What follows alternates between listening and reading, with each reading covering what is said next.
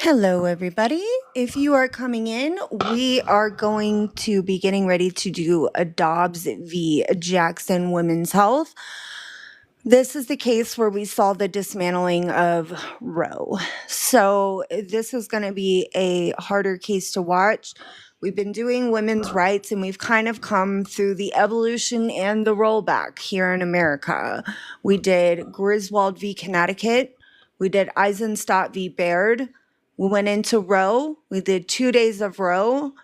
We did Planned Parenthood v. Casey, and now we're kind of looking at this summation of women's rights based on this case. So when we look at oral arguments, we want to try to pinpoint what is the court looking at, why are they making the decision they're making, and where do we go from here? So without further ado, this is Dobbs v. Jackson. We will hear argument this morning in Case 19-1392, Dobbs versus Jackson Women's Health Organization. General Stewart. Mr. Chief Justice, and may it please the Court, Roe v. Wade and Planned Parenthood v. Casey haunt our country. They have no basis in the Constitution. They have no home in our history or traditions. They've damaged the democratic process. They've poisoned the law. They've choked off compromise. For 50 years, they've kept this court at the center of a political battle that it can never resolve. And 50 years on, they stand alone. Nowhere else does this court recognize a right to end a human life. Consider this case. The Mississippi law here prohibits abortions after 15 weeks. The law includes robust exceptions for a woman's life and health. It leaves months to obtain an abortion. Yet the courts below struck the law down. It didn't matter that the law applies when an unborn child is undeniably human, when risks to women surge, and when the common abortion procedure is brutal. The lower courts held that because the law prohibits abortions before viability, it is unconstitutional no matter what. Roe and Casey's core holding, according to those courts, is that the people can protect an unborn girl's life when she just barely can survive outside the womb, but not any earlier when she needs a little more help.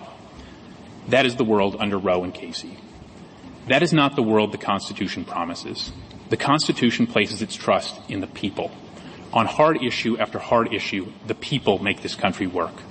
Abortion is a hard issue. It demands the best from all of us, not a judgment by just a few of us. When an issue affects everyone, and when the Constitution does not take sides on it, it belongs to the people. Roe and Casey have failed, but the people, if given the chance, will succeed. This court should overrule Roe and Casey and uphold the state's law. I welcome the court's questions. General Stewart, you focus on the right to abortion, but our jurisprudence seems to focus on, in Casey, autonomy, in Roe, privacy. Does it make a difference that we focus on privacy or autonomy, or more specifically on abortion?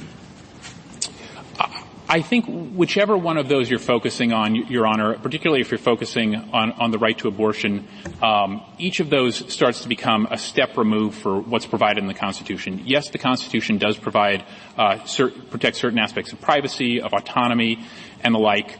But as this court said in Glucksberg, going directly from general concepts of autonomy, of privacy, of bodily integrity, to a right is not how this court traditionally does due process analysis. So I think it just confirms whichever one of those you look at, Your Honor, a right to abortion is not grounded in the text, and it's grounded on abstract concepts that this court has rejected in other contexts as supplying a substantive right. You say that this is the only constitutional right that involves the taking of a life.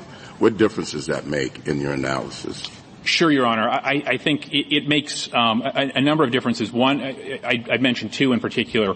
One is it really does mark out the unbelievably profound ramifications of this area, which in many other areas, assisted suicide, a whole host of important areas that are important to dignity, autonomy, freedom, and important to matters of conscience. It marks it out as one of the unique areas where this court has taken that important issue to the people, and it's something that implicates life, and it just, I think, marks off, Justice Thomas, how problematic and unusual and how much of a break the court's abortion jurisprudence is from those other cases. If we don't overrule Casey or Roe, do you have a standard that you propose other than the viability standard? It would be, Your Honor, a clarified version of the undue burden standard. I would emphasize, I think, as Your Honor is alluding to, that no standard other than the rational basis review that applies to all laws will promote an administrable, workable, practicable, consistent jurisprudence that puts matters back with the people. I think anything heightened here is going to be problematic, but I would say if the court were not inclined to overrule Casey, the choice would be undue burden standard, untethered from any bright line viability rule.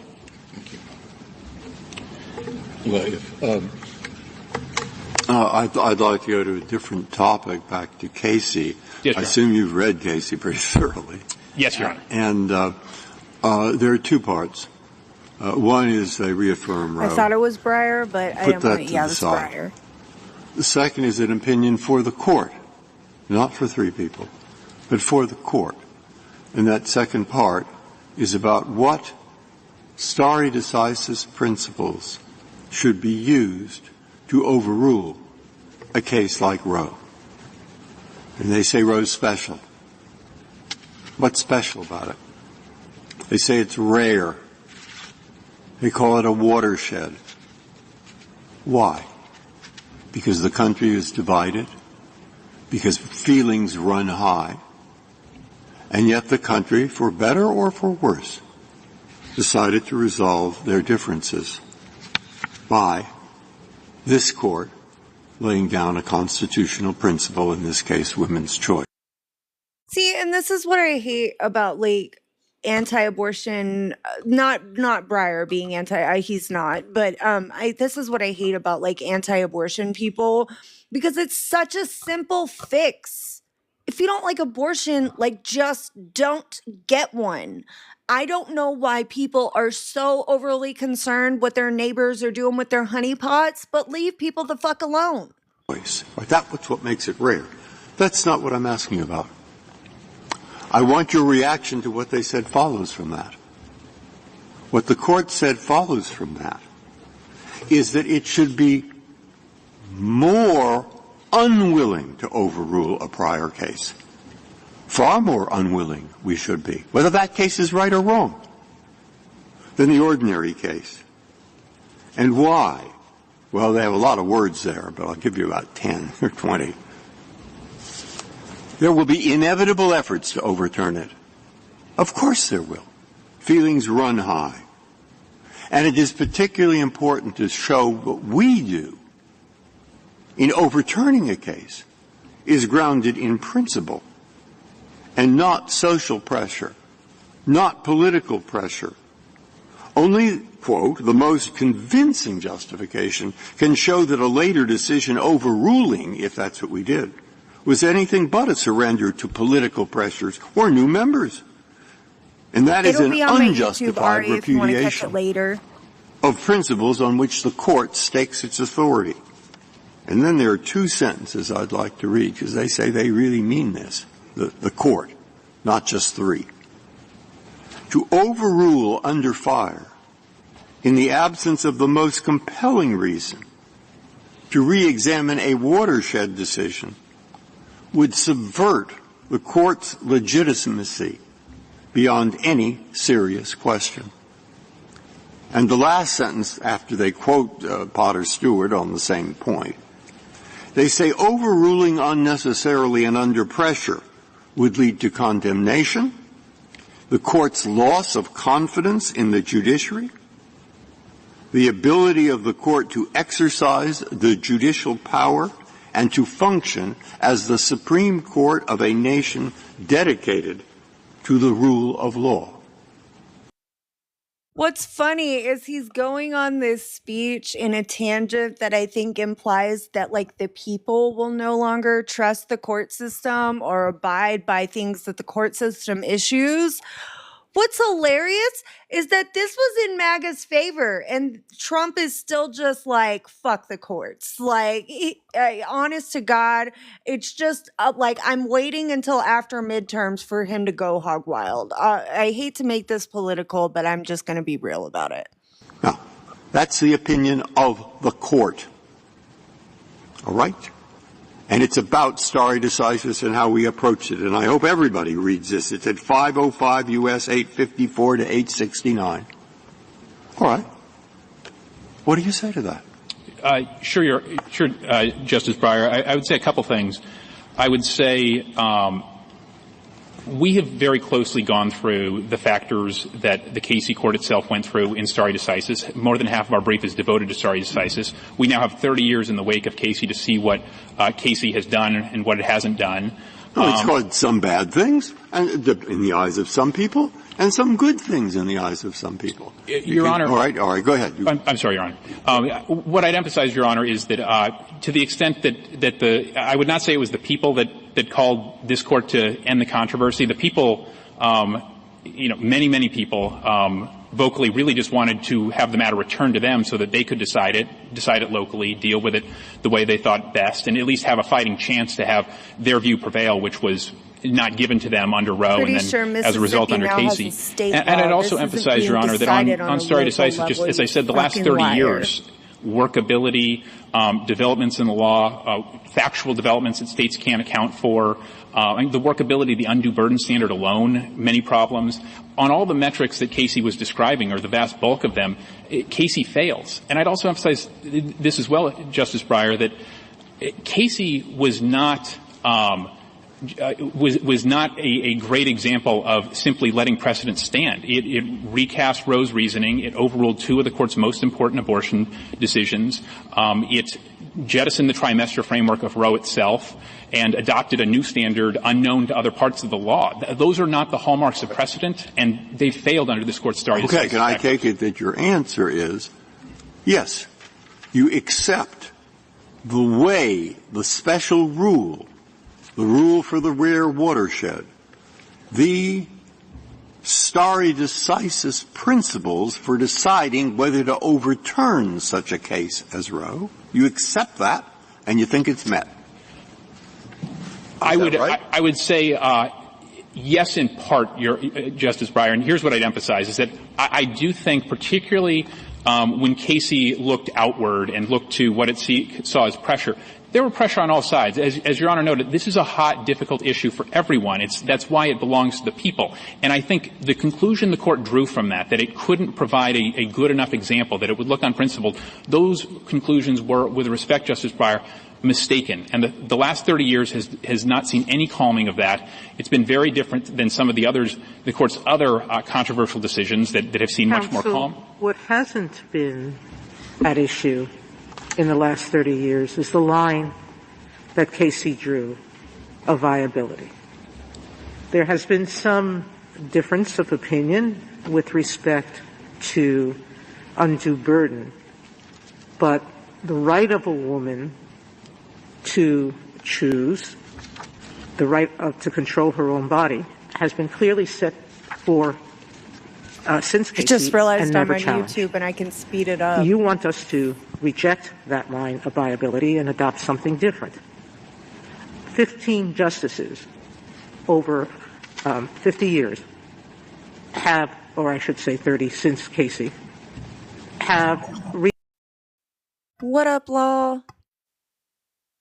How's it going? Good. Did you have any thoughts before we get more into this? Unpopular opinion, Justice Breyer is my least favorite justice of modern history.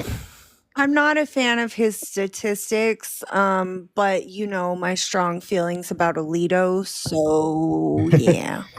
One thing I did like about him is he did multiple, I wouldn't call them debates, but I'd call them conversations with Scalia. They would go on tours to law schools and have conversations, and Scalia just clocked him that his view, is akin to to staring up at the ceiling and wondering what could be, and ever since I heard that, it just kind of stuck with me that it's true, because Justice Breyer, he's got a huge heart. Like as a human being, I think he's an amazing human being. I loved his book as much as I disagree with his judicial philosophy, but it's always like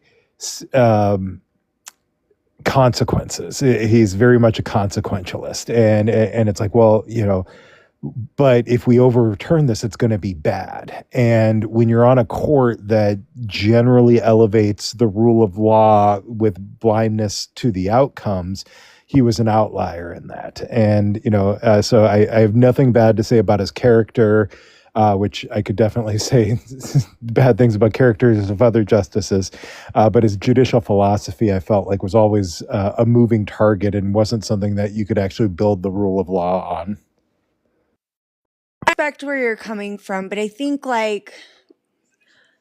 sometimes we need that for the balance. Like, look at the balance we have right now on that court. Listen, I tend to fall in probably a bit more of a textualist perspective, but sometimes I think you need to consider the outcomes too. Like, I don't think it's inherently bad, but I think Justice Breyer, my major frustration with him when I watch cases is first, he's an outlier and he's not speaking to the rest of the court if he's trying to persuade them when he's speaking. And then second would be his fucking statistics, man, they're terrible. They're just god awful. And I feel like if you're gonna come with stats, give me something compelling.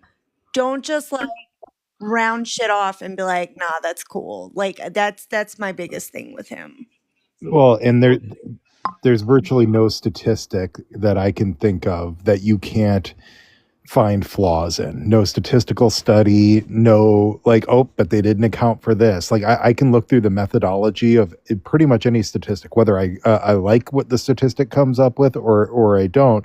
And this is when we're talking about favorability and people who are in favor, and even things that appear empirical, reduction in deaths. There's always things like, okay, well, but did you if you're trying to tie it to this new legislation passed and this state saw a 30% decrease in deaths, did you compare it to the neighboring state that didn't pass the law but also saw a 30% decrease in death? There's so much parsing of statistics that you can do. It just makes it really not compelling versus and there's a difference between statistics and then empirical data. When you're talking about hard numbers. I was I think that's where I was going when I said statistics, but thank you for pointing out that key difference. Yes, empirical data is more what I'm talking about. Less, the poll from CNN statistics and more, there have been several scientific studies that have been replicated here and show XYZ, I can deal with that. Yeah, and he was very famous for trying to inject some of that, but it also just opens you up to criticism because, a lot of the statistics he used were not from very nonpartisan or purely academic sources. So it was always a shit show. Again, amazing human being. I'm glad his voice was on the bench. I just it's one of the things I wanted him to be there because he does add a unique perspective. I just disagreed with him a lot. No, and that's valid. Okay though, listen, people can hate on me all they want for this. I disagree with Thomas constantly. There's probably 3 decisions he makes a year that I'm like, you know what? He kind of clocked that one. I'm not going to lie. There's maybe 3. And then the rest of the time, we're just on totally opposite ends of the spectrum. But there are certain things that I respect about Thomas. Maybe not his character outside the court. I know he's been a little bit of scandalous activity. However, on the court, there are things I can respect about him. Don't have that respect for Alito, though. Just saying, I'm not trying to get banned tonight, but you already know. Alito and me, we don't vibe. He's just a waffler. He can't just pick something and stick with it. Justice Breyer, maybe a turd, or he may be a good person, but we don't like all of his, judicial style and things like that. But he was consistent about it. He wasn't over here one day and then over here this day. That's what I don't like about Alito. It drives me nuts. Sorry. You must be relishing in the KBJ's dissents where she's totally clocking Alito for his hypocritical stances. I haven't read it yet because I've still been doing this and got the dental stuff going on this week. But I'm going to go read through her dissent tonight, probably after this, now that you've told me that she was clocking Alito. Makes it worth it for me. Okay. All right. Anything else before we get back into it? No, let's let her go. Reaffirmed that basic viability line. 4 have said no, 2 of them members of this court, but 15 justices have said yes, of varying political backgrounds. Now, the sponsors of this bill, the House bill in Mississippi, said we're doing it because we have new justices. The newest ban that Mississippi has put in place, the 6-week ban, the Senate sponsor said we're doing it because we have new justices on the Supreme Court. Will this institution survive the stench that this creates in the public perception that the Constitution and its reading are just political acts? I don't see how it is possible. It's what Casey talked about when it talked about watershed decisions. Some of them, Brown versus Board of Education it mentioned, and this one, have such an entrenched set of expectations in our society. That this is what the court decided, this is what we will follow. That we won't be able to survive. Also furthering my Alito hate, he totally everything, leaked this decision. I including said what I said. New York versus Sullivan, I could name any other set of rights, including the Second Amendment, by the way. There are many political people who believe the court erred in seeing this as a personal right as opposed to a militia right. If people actually believe that it's all political, how will we survive? How will the court survive? Justice Sotomayor, I think the concern about appearing political makes it absolutely imperative that the court reach a decision well-grounded in the Constitution, in text, structure, history, and tradition, and that carefully goes through the stare decisis factors that we've laid out. No, it didn't. Casey went through every one of them. You think you did it wrong. That's your belief. But Casey did that. Well, and you haven't added much to the discussion in your papers as to the errors that Casey made, other than I disagree with them, Casey. Justice Sotomayor, maybe I can highlight two. Casey gave one paragraph to the workability of Roe. It then adopted the undue burden standard, which is perhaps the most unworkable standard in American law. It gave about 3 paragraphs, if memory serves, to reliance, which doesn't account for the last 30 years and the changes that occurred since Casey. It gave a brief factual view to things that have changed since Roe. Those, of course, are not. I want to stop it right here because it's the second time he says this. Law, do you believe that the undue burden standard was unworkable? I wouldn't necessarily say that it was unworkable, but it was left very much open to interpretation. So it did have a a test that was associated with it. But what made it kind of difficult is everybody has a different interpretation of what a undue burden is. And it is interesting that he says, like, it's unlike any other area of law, because that's not really true, because undue burden is a concept that's in like civil discovery and subpoenas that courts have to protect parties from an undue burden upon them. So like if I'm suing somebody and I say, I want every document that your business has ever created for the last 30 years, it's an undue burden on them to try to produce all of that discovery. There's also like undue hardship and disability law. Under Title VII for religious accommodations, there's undue hardship. So, it's not a completely foreign concept in law. That being said, it does leave a lot open for interpretation, and did, as we saw across different states, which,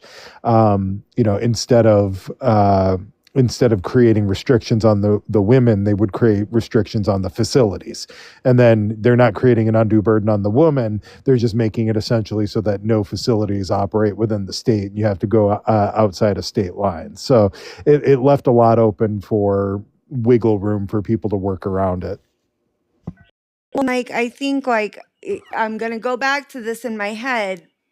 maybe if they wouldn't have done that shit in the first place, we wouldn't be where we're at. Like, he only has his fellow pro-lifers to blame because he went on a world tour talking about how well he did with this case. So I don't feel bad talking shit about him.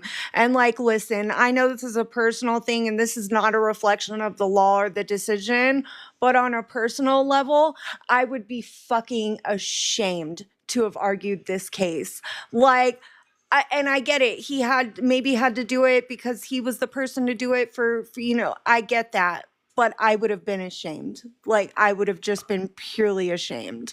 Maybe I'm crazy, but yeah. Well, and I can empathize with, when you're hired to represent a client, you don't necessarily adopt all of your client's ideas.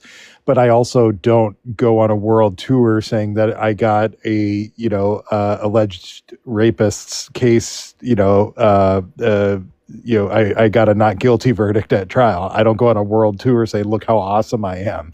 So, at that point, you're kind of adopting the viewpoints of your client. No, I think it's gross. And I always try to give the lawyers credit in here that, well, some of them anyway. If it's America First Legal, I already know they've gone on a world tour being excited about whatever decision they get. And they've actually run some good cases up. We saw that case with the Women's Resource Center versus Platkin, where, listen, I can hate anti-abortion clinics, but I can also think that their First Amendment shouldn't be violated. Like, they've run some good cases up, but generally I already know they're going on a world tour. This guy went on a world tour. I try to give them the benefit of the doubt that they're just arguing to the best of their ability. But yeah, I kind of assume that this fucker is pro-life and is fine with that. So, well, right. And I mean, the Women's Resource Center, that was absolutely an egregious violation of First Amendment. And that was a good case. But also, there's not a fucking chance in hell that America First would have taken up Planned Parenthood v. Texas trying to do the same thing. Oh, goodness gracious. Hot mess. Okay, we'll get back into it. I was just curious what you thought about it because he's mentioned that a few times. I don't find it to be unworkable, but to your point, it's, vague and problematic, and it would have been easier to keep strict scrutiny because at least there would have been some fucking rules that everybody knew, just saying. Yeah, I agree. Going to take account of the last 30 years of advancements in medicine, science, all of those things. What are the advancements in medicine? I think it's an advancement in knowledge and concern about such things as fetal pain, what we know the child is doing and looks like and is fully human from a very early... In regular cases, courts decide whether science fits the Dobbs standard. Obviously, under the Dobbs standard, the minority of people, a gross minority of doctors, who believe fetal pain exists before 24, 25 weeks, it's a huge minority, and one not well founded in science at all. So I don't see how that really adds anything to the discussion. That a small fringe of doctors believe that pain could be experienced before a cortex is formed doesn't mean that there's been that much of a difference since Casey. We pointed out as an example, Your Honor, of where Roe and Casey improperly preclude states from taking account for these things. And they should be able to be concerned about a fact of an unborn life being poked and then recoiling in the way one of us would recoil. General, I know what it said about viability in Roe, but was viability an issue in the case? I know it wasn't briefed or argued. It was not an issue certainly the way it is an issue here, Your Honor. I think it was, to the extent that the court had to reaffirm Roe, the way to read that as something other than dicta would be done. I'm sorry, I don't know what that said. Was it an issue in Roe? Oh, in Roe. Yeah. I'm sorry, Your Honor. My understanding is no. I mean, the law there was didn't have a viability tag. That was inserted by. In fact, if I remember correctly, and it's an unfortunate source, but it's there. In his papers, Justice Blackmun said that the viability line was dicta, and presumably he had some insight on the question. I think, and I'd add, Your Honor, Justice Blackmun, and I think as well his papers pointed out the arbitrary nature of it and the line drawing problems in there too. And then in Casey said that was the core principle or central principle in Roe, viability. It said that after tossing out the trimester formula, which many people thought was the core principle. But was viability at issue in Casey? I don't think it was squarely at issue, Your Honor. Again, it's a little hard not to take the court at its word when it emphasized that viability is the central part of Roe's holding and saying that it is reaffirming that. So we kind of take that as it stands, but the court has not – it did not face a law like this, certainly, Mr. Chief Justice. May I finish my inquiry? Of course, Justice Sotomayor. Virtually every state defines a brain death as death. Yet the literature is filled with episodes of people who are completely and utterly brain dead responding to stimuli. There's about 40% of dead people who, if you touch their feet, the foot will recoil. There are spontaneous acts by dead brain people. So I don't think that a response to It's called posturing. by a fetus necessarily proves that there's a sensation of pain or that there's consciousness. So I go back to my question of what has changed in science to show that the viability line is not a real line, that a fetus cannot survive. And I think that's what both courts below said, that you had no experts say that there is any viability before 23 to 24 months. And what I'd say is this, Justice Sotomayor, is that the fundamental problem with viability, it's not really something that rests on science so much. It's that viability is not tethered to anything in the Constitution, in history, or tradition. Doesn't vibe it's a with my quintessentially feelings. legislative line. A legislature could think that viability makes sense as a place to draw the line, but it's quite reasonable for a legislature to draw the line. There's so much that's not in the Constitution, including the fact that we have the last word. Marbury versus Madison. There is not anything in the Constitution that says that the Supreme Court, is the last word on what the Constitution means. It's totally novel at that time. And yet, what the court did was reason from the structure of the Constitution that that's what was intended. And here in Casey and in Roe, the court said there is inherent in our structure that there are certain personal decisions that belong to individuals and the states can't intrude on them. We've recognized them in terms of the religion parents will teach their children. We've recognized it in their ability to educate at home if they choose. They just have to educate them. We have recognized that sense of privacy in people's choices about what. Okay, but hear me out. Here's my idea. New rule, right? If the states can unalive you and my state has an express lane for that, you can also have an AB in that state. I think it solves so many issues. Just saying.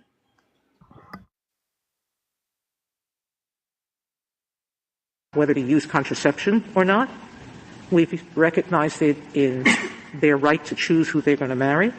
I fear none of those things are written in the Constitution. They have all, like Marbury versus Madison, been discerned from the structure of the Constitution. Why do we now say that somehow Roe and Casey are so unusual that they must be overturned? Well, Justice Sotomayor, I would emphasize two things. When you're going beyond the Constitution, this Court has looked closely to... No, what I'm saying is they didn't go beyond the Constitution. Your Honor, they did not deduce those from the structure of the Constitution. They pointed to the 14th Amendment and reasoned that privacy in Roe, autonomy and similar values in Casey led to a right to abortion. That's not how this Court traditionally does things, including in the vast round of cases that Your Honor ran through. The Court looks to history and tradition, and here those decisively reject the proposition that states cannot legislate comprehensively on abortion before, after viability, and all throughout. So it's history and tradition, Your Honor. And I would also add, Your Honor, that those decisions, a great many of them draw, not just draw from text, history, and tradition, but they draw often clear lines, very workable, have not led to the many negative stare decisis factors that we identify here. General, Go ahead. Would a decision in your favor call any of the cases that Justice Sotomayor is identifying into question? No, Your Honor. I think for a couple reasons. First of all, I think the vast run of those cases, and some mentioned from time to time, I think Griswold, Lawrence, Obergefell, these are cases that draw clear rules. You can't ban contraception, can't ban intimate romantic relationships between consenting adults, can't ban marriage of people of the same sex. Clear rules that have engendered strong reliance interests and that have not produced negative consequences or all the many other negative stare decisis considerations we pointed out, Your Honor. Also, I'd add none of them involve the purposeful termination of a human life. So those two features, stare decisis and termination of a human life, Your Honor, puts all of those safely out of reach if the court overrules here.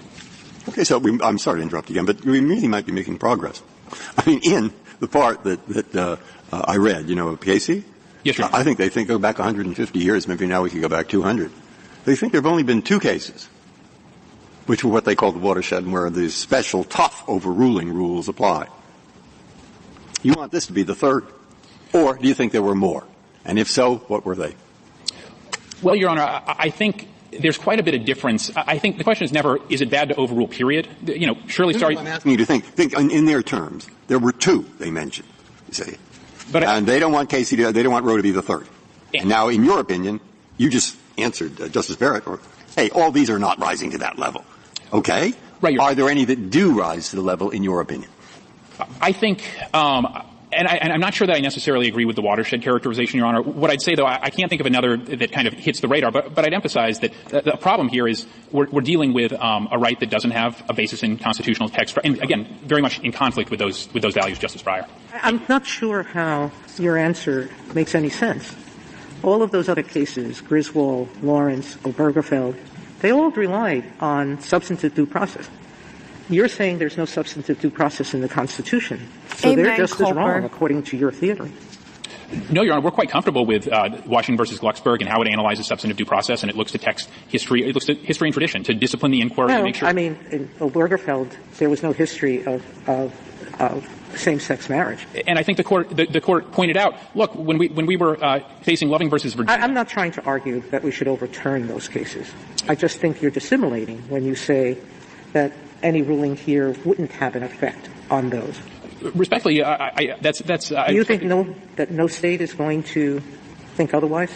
That no people in the population aren't going to challenge those cases in court? I mean, Your Honor, we'll always have a diversity of views, but I think that's the point. I think that's one of the benefits of our society. Isn't that the point? That there's a diversity of views and people can vigorously debate and make decisions exactly, themselves. And that's what we're still doing, and that's what we're doing under undue burden, but we haven't been doing it on the viability line. And neither one has worked well. The viability line discounts and disregards state interests, and the undue burden standard has all of the problems that How is your interest anything but a religious view? The issue of when life begins has been hotly debated by philosophers since the beginning of time. It's still debated in religions. So when you say this is the only right that takes away from the state the ability to protect the life, that's a religious view, isn't it? Because it assumes that a fetus is life at when? You're not drawing here. When do you suggest we begin that way? Your Honor, aside from... I'm putting it aside from religion. I'll try to. I think there might be more than one question, and I'll do my very best, Justice Sotomayor. I think this court in Gonzalez pretty clearly recognized that before viability, we are talking with unborn life with a human organism.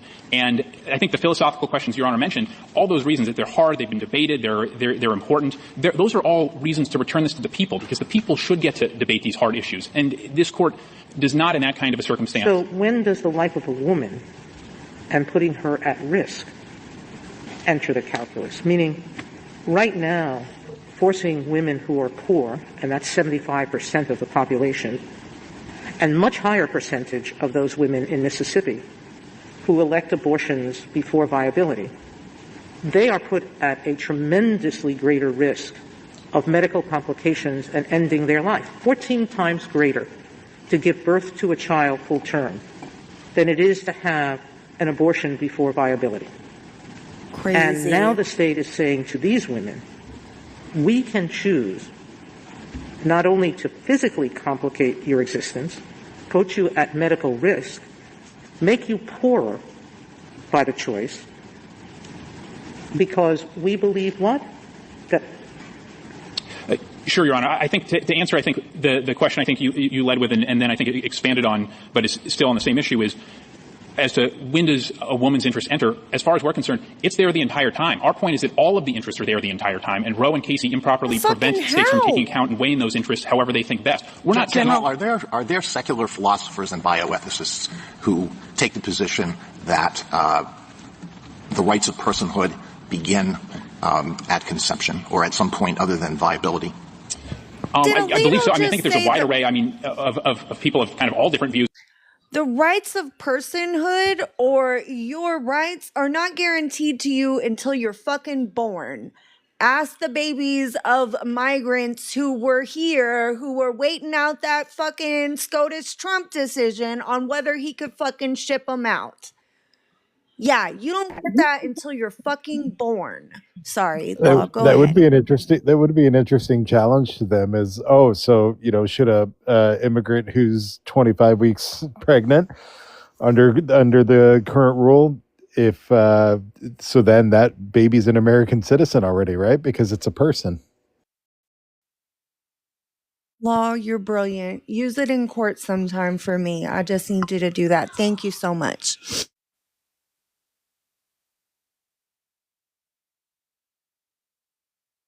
I'm sorry. I think the forced birth is the best challenge that could be offered to this dog shit. If you are forcing a woman to deliver a baby against her will, that seems like a legal challenge worth exploring. I don't know if it's just me, but that seems like it would be against multiple rights of the woman. Agreed. And of no faith views who would reasonably have that view, Your Honor. It's not tied to a religious view, and I don't think, were it otherwise, this Court's jurisprudence on this issue would run right into some of its religious exercise jurisprudence. General, Justice Breyer started with stare decisis, an important principle in any case, and here, for the reasons that Casey mentioned, especially so, to prevent people from thinking that this Court is a political institution that will go back and forth depending on what part of the public yells loudest, and preventing people from thinking that the Court will go back and forth depending on changes to the Court's membership. And what strikes me about this case, and you come here very honestly, saying, we want you to discard the entire setup, and then even if you don't do that, we want you to discard the viability line, which you've acknowledged again today. Casey says is the heart, the central principle of Roe. And so usually there has to be a justification, a strong justification in a case like this, beyond the fact that you think the case is wrong. And I guess what strikes me when I look at this case is that, not much has changed since Roe and Casey. That people think it's right or wrong based on the things that they have always thought it was right and wrong for. So the rationale behind those cases has something to do with the autonomy and the freedom and the dignity of women to pursue their lives as they wish, to protect their bodily integrity, to make the decisions that are most fundamental to the course of their lives. And always in those cases, there was an understanding that there were important interests on the other side in protecting life or protecting the potential for life, whether people saw it one way or the other way, and that there was a difficult question here and a balance to be made. And, it strikes me that some people think those decisions made the right balance, and some people thought they made the wrong balance. But in the end, we are in the same exact place as we were then. Except that we're not, because there's been 50 years of water under the bridge, 50 years of decisions saying that this is part of our law, that this is part of the fabric of women's existence in this country, and that places us in an entirely different situation than if you had come in 50 years ago and made the same arguments. So I guess I just wanted to hear you react to that. Of course, Justice Kagan. Thank you. I would emphasize a couple things, Your Honor. The fact that so much time has passed, let's say nothing had changed. That's not a point in Roe and Casey's favor. They have no basis in the Constitution. They adopt a right that purposefully leads to the termination of now millions of human lives. If nothing had changed, they'd be just as bad as they were 30 years ago, 50 years ago. And now we just have decades of damage, and we have a situation where nearly 30 years after Casey, the Court unfortunately divides over what Casey, the lead case in the abortion area, even means. The lower courts are left not knowing what to do. I think kind of a fundamental problem here is, I think, as Justice Gorsuch mentioned, emphasized in his opinion in June Medical that the problem for lower court judges is the Constitution doesn't give them an answer to this. There's no neutral rule of law, so judges unfortunately have to look within themselves, and that's just never going to solve this issue. But if the matters return to the people can deal with it, they can work, they can compromise and reach different solutions. But if we don't do that, we're just going to have all this sort of damage, and at some point it's appropriate for the court to say enough, as it has in some of the great overrulings in Brown and in other cases where it said this is just enough. Justice Harlan had it right in dissent in Plessy when he recognized that all are equal, and similarly here, the state should be able to recognize, hey, there are real values on both sides here. We think that this one slightly outweighs, or we think that there's some balance to be drawn here. But if the court doesn't do that, Justice Kagan, it's just going to be continued damage, and the court will continue to plunge in this political issue. I apologize, Mr. Chief Justice. I've gone over. No, that's all right. I have just a few little. Let me be clear. This motherfucker is sitting here arguing for it to go back to the people. Just FYI, with Roe in place, people already had a choice. Now what you have are state legislators deciding this shit, and even when states like Ohio get it on the ballot, their Republican representatives try to find a way not to codify it into their law. Or I think it was into their constitution. So you can't tell me this is about this going back to the people anymore. We have the gift now of hindsight. I think we all saw this coming when they did it, but regardless, now we have an even bigger problem because instead of one thing controlling it, we got 50 different states on the loose, all with different laws. And for the assholes who were out here being like, oh, well, states should be able to decide, blah, blah, blah, blah, blah, blah, blah. And now they're big mad that like Cali, and I think Minnesota does too, they have it all 9 months now. You just do it whenever. I mean, you can't because of ethics, but you get my point. Like, it's just ridiculous. Yeah, yes, you can do it all 9 months in Minnesota, and shockingly, it only has happened twice post 24 weeks. Both of them for medical reasons.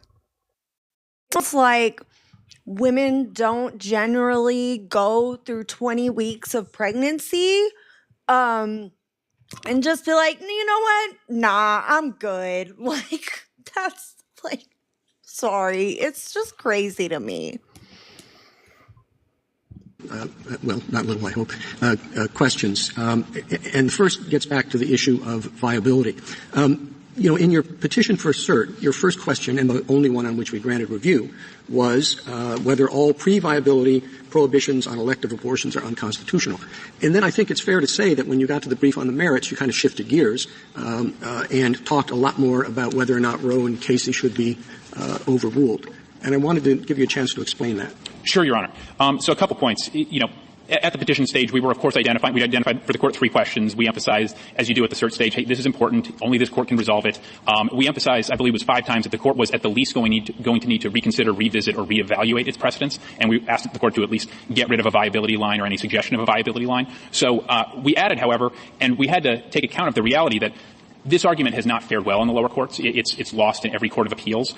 So we raised the issue in addition, but once the court granted only the first question, we presented every argument as we signaled we would present the full-blown constitutional merits argument with that fundamental question. So I'd emphasize that, Your Honor. It was kind of the shift you go from cert stage to merit stage. The court granted one question. That question fairly includes what is the correct Well, it standard. fairly includes the broader arguments you raised. I'm not suggesting that. But on the other hand, it presumably included the viability question as well, because that's what you talked about in that one sentence.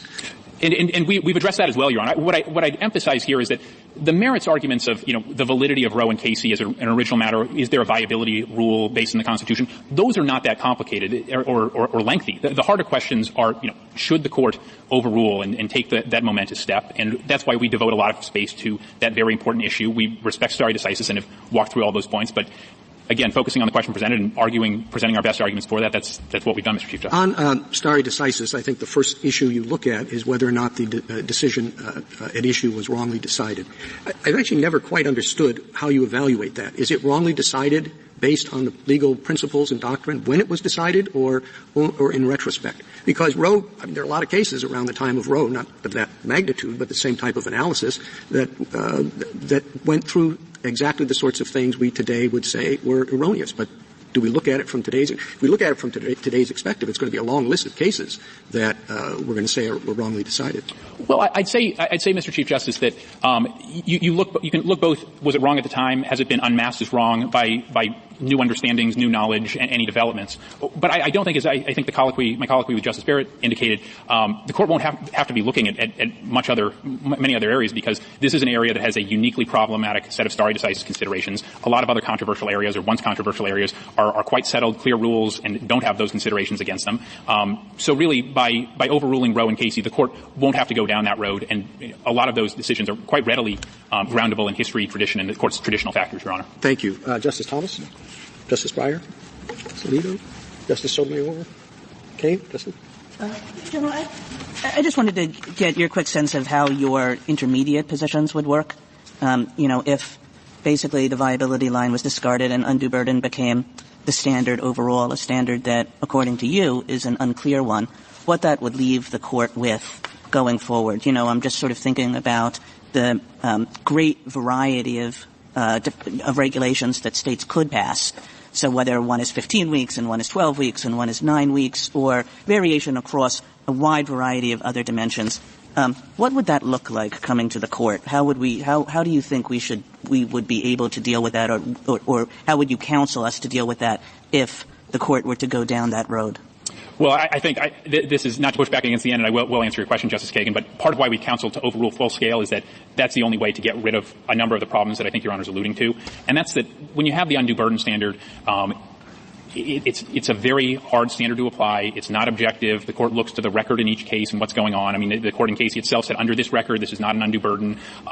You couldn't say necessarily for certain that a certain number of weeks one place would be an undue burden, but would be okay another place. But again, that is the world we have under Casey. So if the court upholds this law under the undue burden standard, it would be carrying forward those features, which and I hope I've answered your question, but I think that's one of the very strong reasons to just go all the way and overrule Roe and Casey, Your Honor. Justice Gorsuch?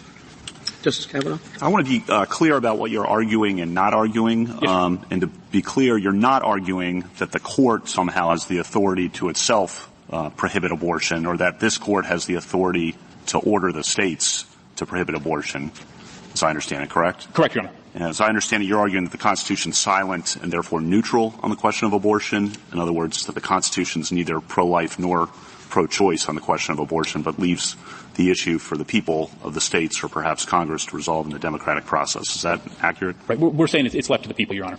And so for if you were to prevail, the states, majority of states or states still could and presumably would continue to freely allow abortion. Many states, some states would be able to do that even if you prevail under your view. Is that correct? That's consistent with our view, Your Honor. It's one that allows all interests to have full voice, and many of the abortions we see in certain states that I don't think anybody would think would be moving to change their laws in a more restrictive direction. Thank you. Thank you, Your Honor. Justice Barrett? General, I have a question that is a little bit of a follow-up to one that Justice Breyer was asking you. That's about stare decisis, and I think a lot of the colloquy you've had with all of us has been about the benefits of stare decisis, which I don't think anyone disputes. And of course, no one can dispute, because it's part of our stare decisis doctrine, that it's not an inexorable command and that there are some circumstances in which overruling is possible. We have Plessy, Brett Brown, we have Bowers versus Hardwick to Lawrence. But in thinking about stare decisis, which is obviously the core of this case, how should we be thinking about it? I mean, Justice Breyer pointed out that in Casey, and in some respects, well, it was a different conception of stare decisis. I'm sorry. What's crazy to me is that these motherfuckers actually think Roe was somehow akin to, Plessy. These people are on some dog shit. In some cases, Casey's more like Plessy because it completely upended what was perceived to be, a non-controversial opinion. In Plessy, it was a railroad company that didn't care about segregation, and they had somebody who was segregated there, and they intentionally made it an issue. And that's kind of what Casey did by taking something that the inverse of that, but still the same thing. Saying that Roe is like Plessy, it was so egregiously wrong that it had to be overturned is wild.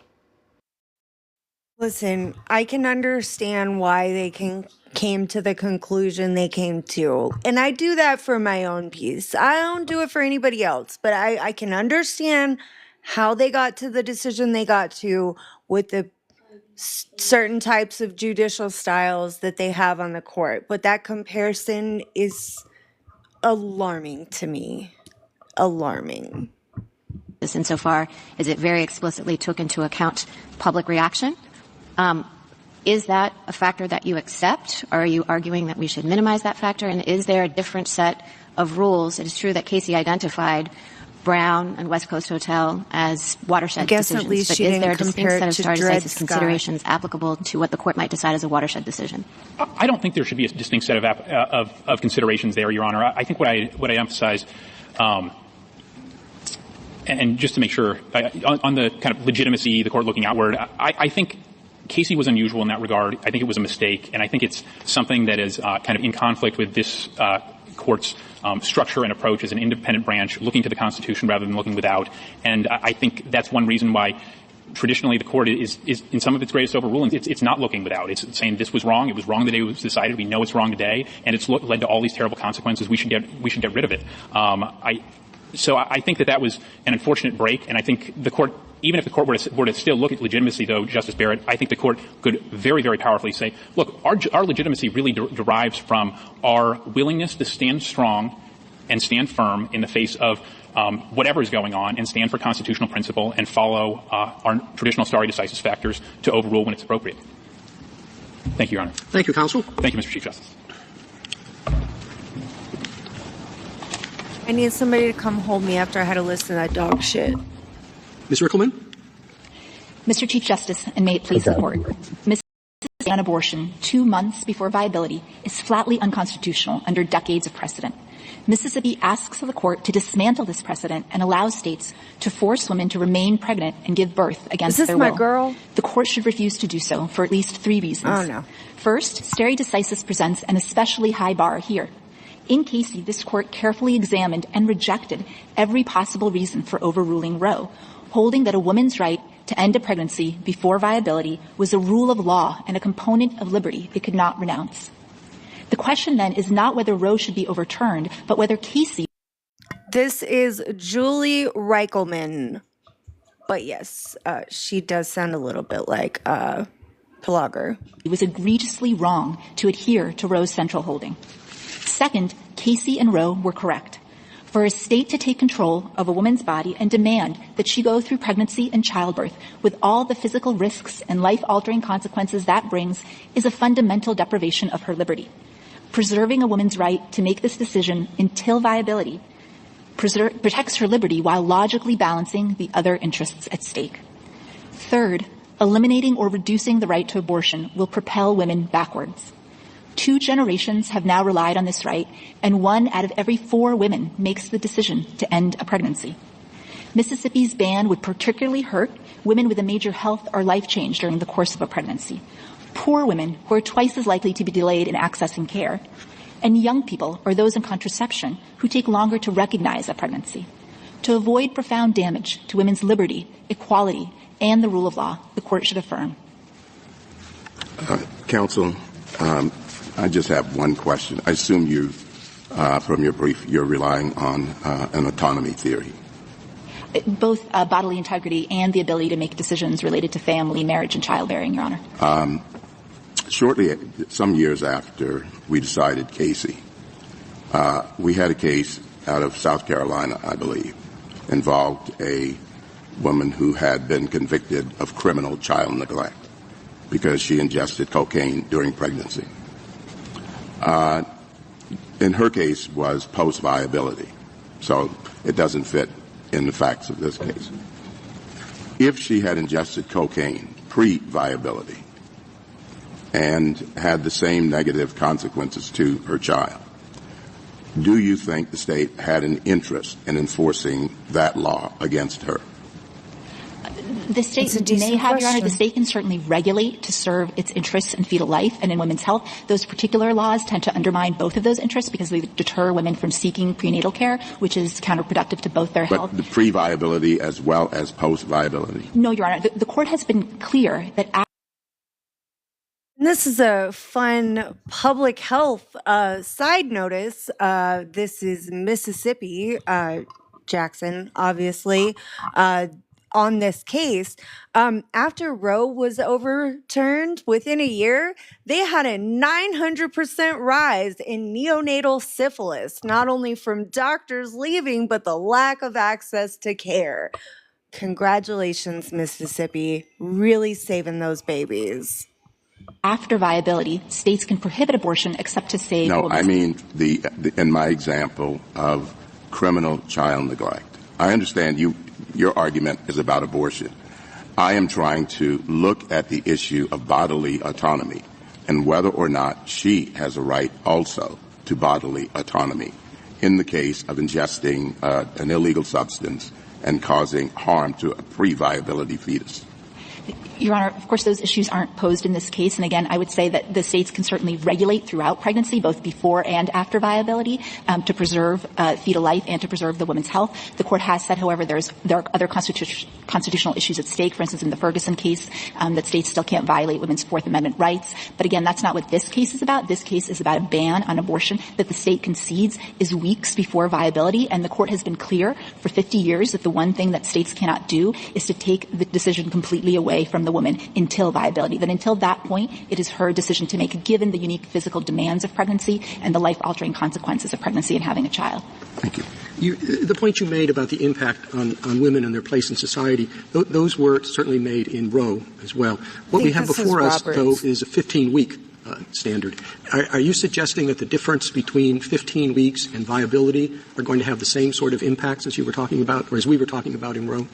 Yes, Your Honor, I believe they would, because people who need abortion after 15 weeks are often in the most challenging circumstances. As I mentioned, there are people who have perhaps had a major health or life change, a family illness, a job loss, a separation, young people or people who are on contraception or pregnant for the first time and who are delayed in recognizing the signs of pregnancy, or poor women who often have much more trouble navigating access to care. And if they're denied the ability to make this decision because there's a ban after 15 weeks, they will suffer all of the consequences that the court has talked about in the past. And in fact, the data has been very clear over the last 50 years that abortion has been critical to women's equal participation in society. It's been critical to their health, to their lives, their ability to pursue. I'm sorry, what kind of data is that? I would refer the court to the brief of The Economist in this case, Your Honor, and it compiles data showing studies based actually on causal inference, showing that it's the legalization of abortion and not other changes that have had these benefits for women in society. And again, those benefits are clear for education, for the ability to pursue a profession, for the ability to have. Putting that data aside, if you think that the issue is one of choice, that women should have a choice to terminate their pregnancy. That supposes that there is a point at which they've had the fair choice, opportunity to choice. And why would 15 weeks be an inappropriate line? So viability, it seems to me, doesn't have anything to do with choice. But if it really is an issue about choice, why is 15 weeks not enough time? I would take for a few reasons, Your Honor. First, point. The state has conceded that some women will not be able to obtain an abortion before 15 weeks, and this law will bar them from doing so. And a reasonable possibility standard would be completely unworkable for the courts. It would be both less principled and less workable than viability. And some of the reasons for that are, without viability, there will be no stopping point. States will rush to ban abortion at virtually any point in pregnancy. Mississippi itself has a 6-week ban that it's defending with very similar arguments as it's using to defend the 15-week ban. And there are states that have bans. Well, I know, but I'd like to focus on the 15-week ban because that's not a dramatic departure from viability. It is the standard that the vast majority of other countries have. When you get to the viability standard, we share that standard with the People's Republic of China and North Korea. And I don't think you have to be in favor of looking to international law to set our constitutional standards to be concerned if those are share that particular time period. I think there's two questions there, Your Honor, if I may. First, that is not correct about international law. In fact, the majority of countries that permit legal access to abortion allow access right up until viability, even if they have nominal lines earlier. So, for example, Canada, Great Britain, and most of Europe allows access to abortion right up until viability, and it also doesn't have the same barriers in place. What do you mean, even if they have nominal lines earlier? Some countries, Your Honor, have a nominal line of 12 weeks or 18 weeks, but they permit legal access to abortion after that point for broad social reasons, health reasons, socioeconomic reasons. So their regimes really aren't comparable, and they also don't have the same types of barriers that we have here. So if the court were to move the line substantially backwards, and 15 weeks is 9 weeks before viability, Your Honor, it's quite a bit backwards, it may need to reconsider the rules around regulations, because if it's cutting the time period to obtain an abortion roughly in half, then those barriers are going to be much more important. Thank you. Ms. Rickleman, I have a question about the safe haven laws. So petitioner points out that in all 50 states, you can terminate parental rights by relinquishing a child after abortion, and I think the shortest period might have been 48 hours, if I'm remembering the data correctly.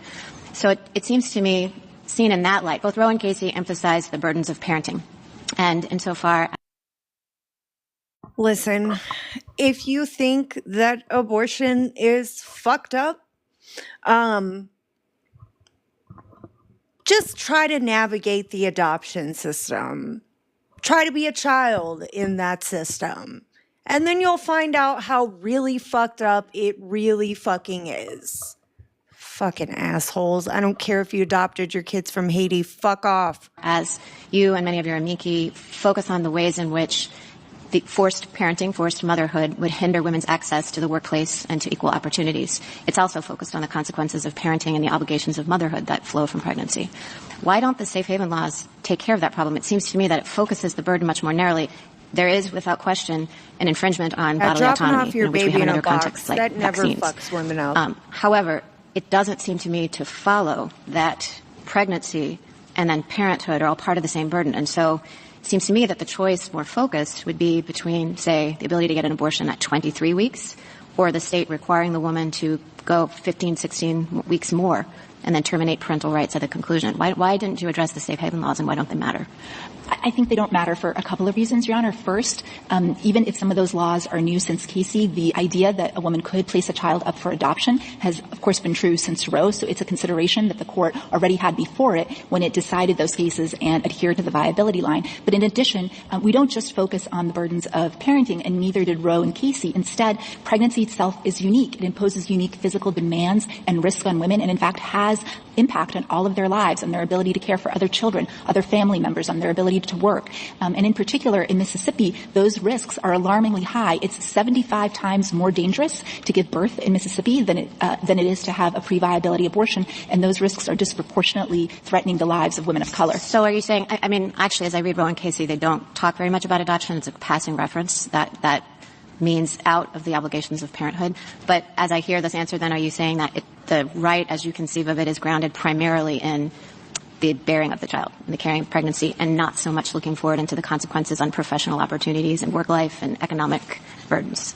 No, Your Honor. I believe it's both, and that is exactly how Casey talked about it. It talked about the two strands of cases that supported the right. One was the strand of cases supporting bodily integrity, and it cited to cases like Cruzan and Riggins versus Nevada. And the second was the strand of cases supporting decisional autonomy, and specifically decisions related to childbearing, marriage, and procreation, decisions like Griswold, Loving. And so it's really both strands that we're relying on here.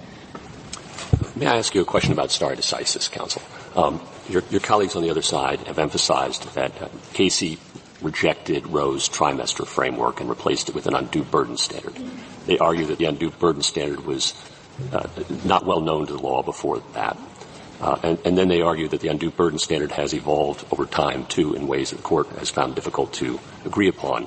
In Hellerstedt, for example, they point out in their briefs that the court seems to suggest that a court should consider both the benefits and the burdens associated with the proposed restriction.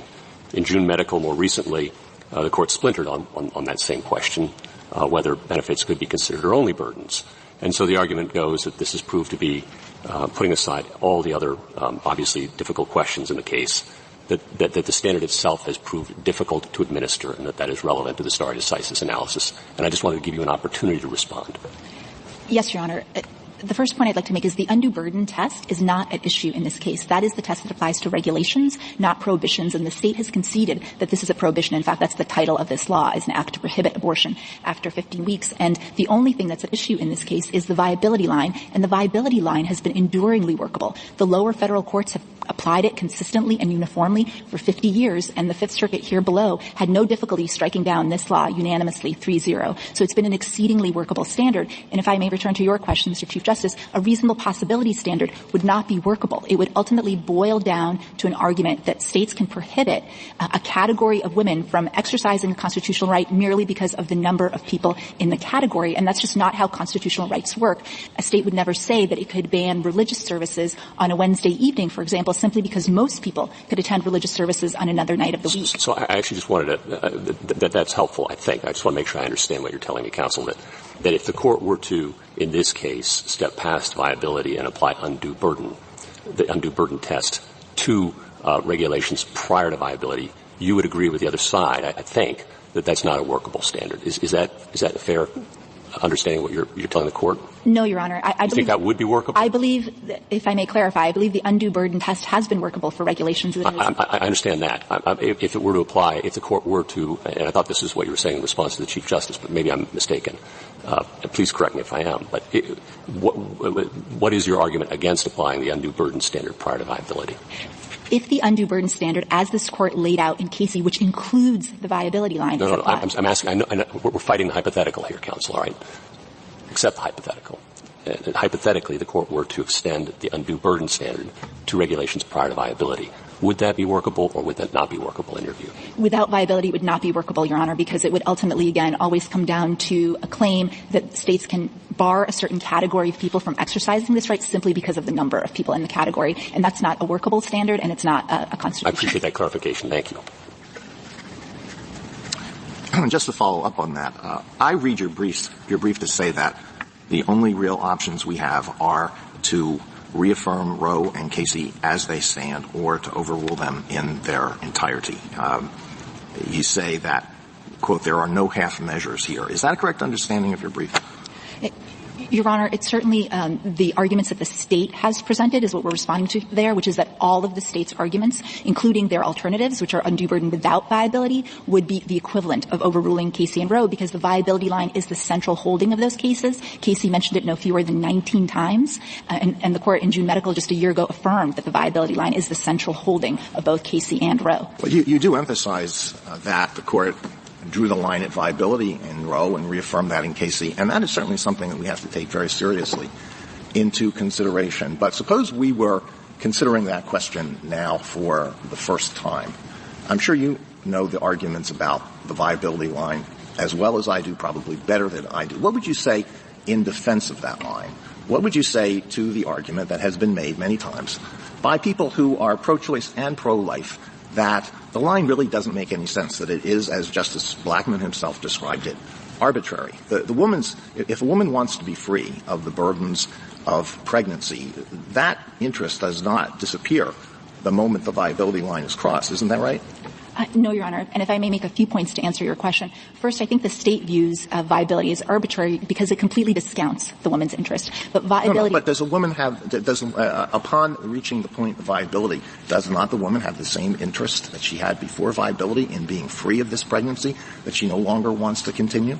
Viability is a principled line, Your Honor, because in ordering the I'm trying to see whether it is a principled line. You agree with me at least on that point, that a woman still has the same interest in terminating her pregnancy after the viability line has been crossed? Yes, Your Honor, but the court balanced the interest, and in ordering the interest look at the interest on the other side. The fetus has an interest in having a life, and that doesn't change, does it, from the point before viability to the point after viability? In some people's view, it doesn't, Your Honor, but what the court said is that those philosophical differences couldn't be resolved in a way. That's what I'm getting at. What is the philosophical argument, the secular philosophical argument for saying this is the appropriate line? There are those who say that the rights of personhood should be considered to have taken hold at a point when the fetus acquires certain independent characteristics. But viability is dependent on medical technology and medical practice. I swear to God, I think it's like they really think women have punch cards and are going into abortion clinics and like spending lunch money on this. Like, it can be anywhere between $500 and $1,500 to obtain an AB, depending on the services you need and what you require to do so. This is not just like pocket change, and it's probably gone way up since the last time I looked at like about how much this procedure costs, and I was looking at it for TikTok Live just for clarity. But like, I really don't think that they understand that women aren't running like in and out of this for the most part. I'm sure there's one or two, like, I'm not going to say that those women don't exist. That's not the vast majority of women that are seeking ABs. In fact, I believe the last time I looked at the statistics, the primary amount of women that obtain them already have children. They already have children. And they likely can't afford or can't deal with having another baby. I don't know. It's just, this is so crazy. He probably will subpoena him. Tell him when he gets back from fucking Britain to subpoena me fucking in England for July 4th. Fucking, that's sacrilegious as hell. It has changed. It may continue to change. No, Your Honor. It is principled because in ordering the interest at stake, the court had to set a line between conception and birth, and it logically looked at the fetus's ability to survive separately as a legal line because it's objectively verifiable and doesn't require the court to resolve the philosophical issues at stake. I just want to focus on stare decisis for a little bit. I found my colleague Justice Breyer's comments quite compelling. I'm not quite sure how they play out in Casey. It is certainly true that we cannot base our decisions on whether they're popular or not with the people. Casey seemed to say we shouldn't base our decisions not only on that, but whether they're going to seem popular. And it seemed to me to have a paradoxical conclusion that the more unpopular the decisions are, the firmer the court should be in not departing from prior precedent. It's sort of a super stare decisis, but it's super stare decisis for what are regarded as, by many, as the most erroneous decisions. Do you think there is that category, or is it just normal stare decisis?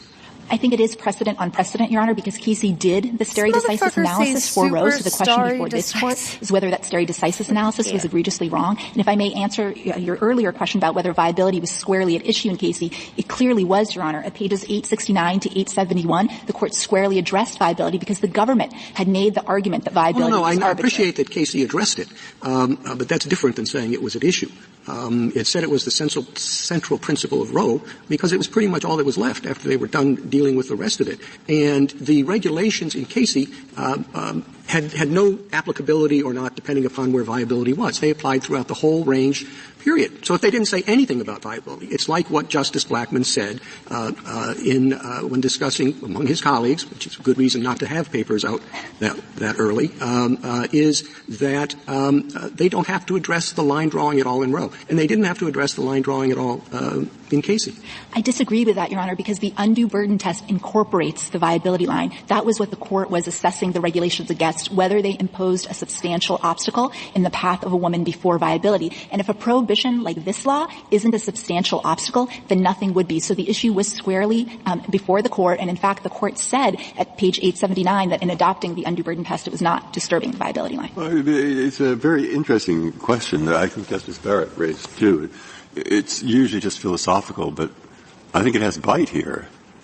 When I read Casey, it's not just one-on-one. Two is greater than one. Casey plus Roe is greater than. They're making a point that we're an institution perhaps more than a court of appeals or a district court. It's Hamilton's point. No purse. No sword. And yet we have to have public support. And that comes primarily, says Casey. I wonder if it was O'Connor who wrote that. I don't know. But it comes primarily from people believing that we do our job. We use reason. We don't look at just what's popular. And that's where we've seen the paradox. But the problem with the super case, of which we've heard three mentioned, the problem with the super case like this, the rare case, the watershed case, where people are really opposed on both sides, and they really fight each other, is they're going to be ready to say, no, you're just political. You're just politicians. And that's what kills us as an American institution. That's what they're saying. So we're looking at it for that, but we are looking to, and that, they say, is a reason why. A reason why, when you get a case like that, you better be damn sure that the normal stare considerations, stare decisis overruling are really there in spades, double, triple, quadruple, and then they go through and show they're not. Okay? What's the paradox?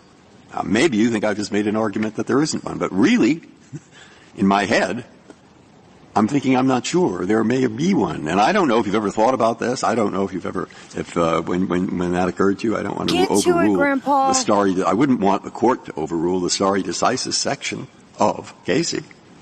You say? And that's what I think is being brought up. And maybe I haven't made it clearer, but I've tried to. Yes, Your Honor. I think the point that the court was making was that the fact that some states may continue to enact laws in the teeth of the court's precedent has never been enough of a reason to overrule. And that's true for a number of decisions that the court has issued. The fact that some people continue to disagree with them is not a basis to discard that precedent. Justice Thomas, anything further? Back to my original question. If I know your interest here is in abortion. I understand that. But if I were to ask you what constitutional right protects the right to abortion, is it privacy? Is it autonomy? What would it be?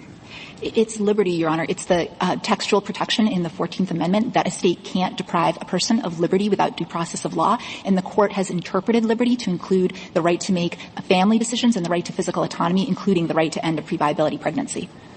So it's all of the above. Sounds like liberty to me. That's how the court has interpreted the Liberty Clause for over 100 years in cases going back to Meyer, Griswold, Carey, Loving, Lawrence. Yeah, but I mean, all of those sort of just come out of Lochner. So it's that we've dropped part of it.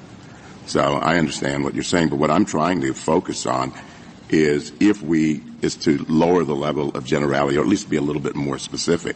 In the old days, we used to say it was a right to privacy that the court found in the substantive due process clause, okay? So, or in substantive due process. And I'm trying to get you to tell me, what are we relying on now? Is it privacy? Is it autonomy? What is it? I think Clarence Thomas hates substantive due process. I think if he could get rid of it, he fucking would. I said what I said. I don't know how law feels about that, but I feel like that motherfucker comes for substantive due process every chance he gets. Law's probably working. Let's get back into it. Continues to be liberty, and the right exists whatever level of generality the court applies. There was a tradition under the common law for centuries of women being able to end their pregnancies. But in addition, when it comes to decisions related to family, marriage, and childbearing, the court has done the analysis at a higher level of generality, and that makes sense because otherwise the Constitution would reinforce the historical discrimination against women. Thank you. Justice Breyer? Justice Alito? Well, you just mentioned the common law, so let me ask you a couple of questions about history. Did any state constitutional provision recognize that abortion was a right, liberty, or immunity in 1868 when the 14th Amendment was adopted? No, Your Honor, but it had been allowed under the common law for many years. Does any judicial decision at that time, or shortly or immediately after 1868, recognize that abortion was a right, liberty, or immunity? There were state high court decisions shortly before then, Your Honor, talking about the ability of women to end a pregnancy before quickening. What's your best case? For the right to end a pregnancy, Your Honor? Mm-hmm. Allowing a state to take control of a woman's body and force her to undergo the physical demands, risks, and life-altering consequences of pregnancy is a fundamental deprivation of her liberty. And once the court recognizes that that liberty interest deserves heightened protection, it does need to draw a workable line, and viability is a line that logically balances the interests at stake.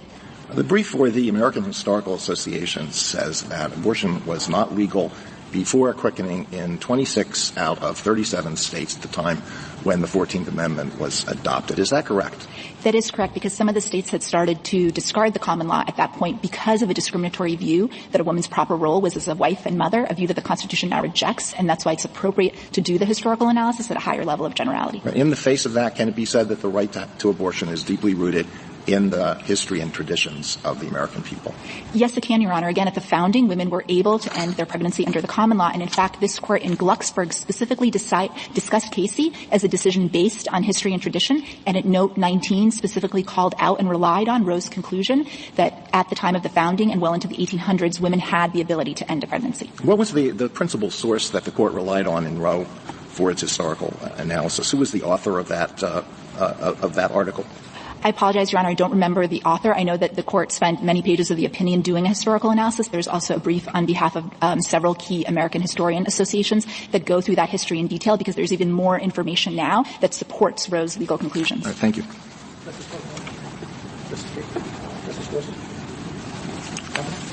I think the other side would say that the core problem here is that the court has been forced by the position you're taking and by the cases to pick sides on the most contentious social debate in American life, and to do so in a situation where they say that the Constitution is neutral on the question of abortion, the text and history, that the Constitution's neither pro-life nor pro-choice on the question of abortion, and they would say, therefore, it should be left to the people, to the states, or to Congress.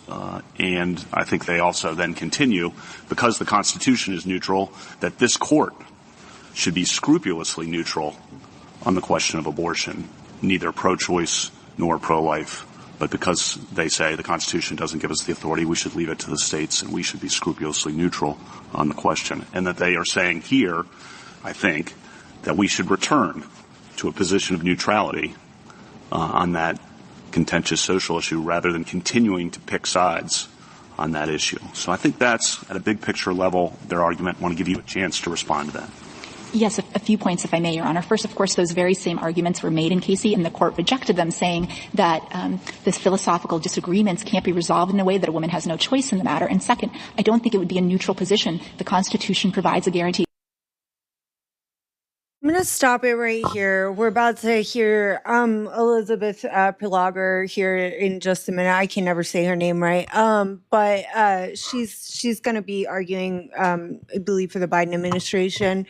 What if in Dobbs they had done something and just left it to the people, not the elected representatives? What if they had just left it to the people? Would that have allowed states to make laws about this? Because if you don't leave it to the representatives, I don't know. I'm curious, and now I want to dig through that a little bit.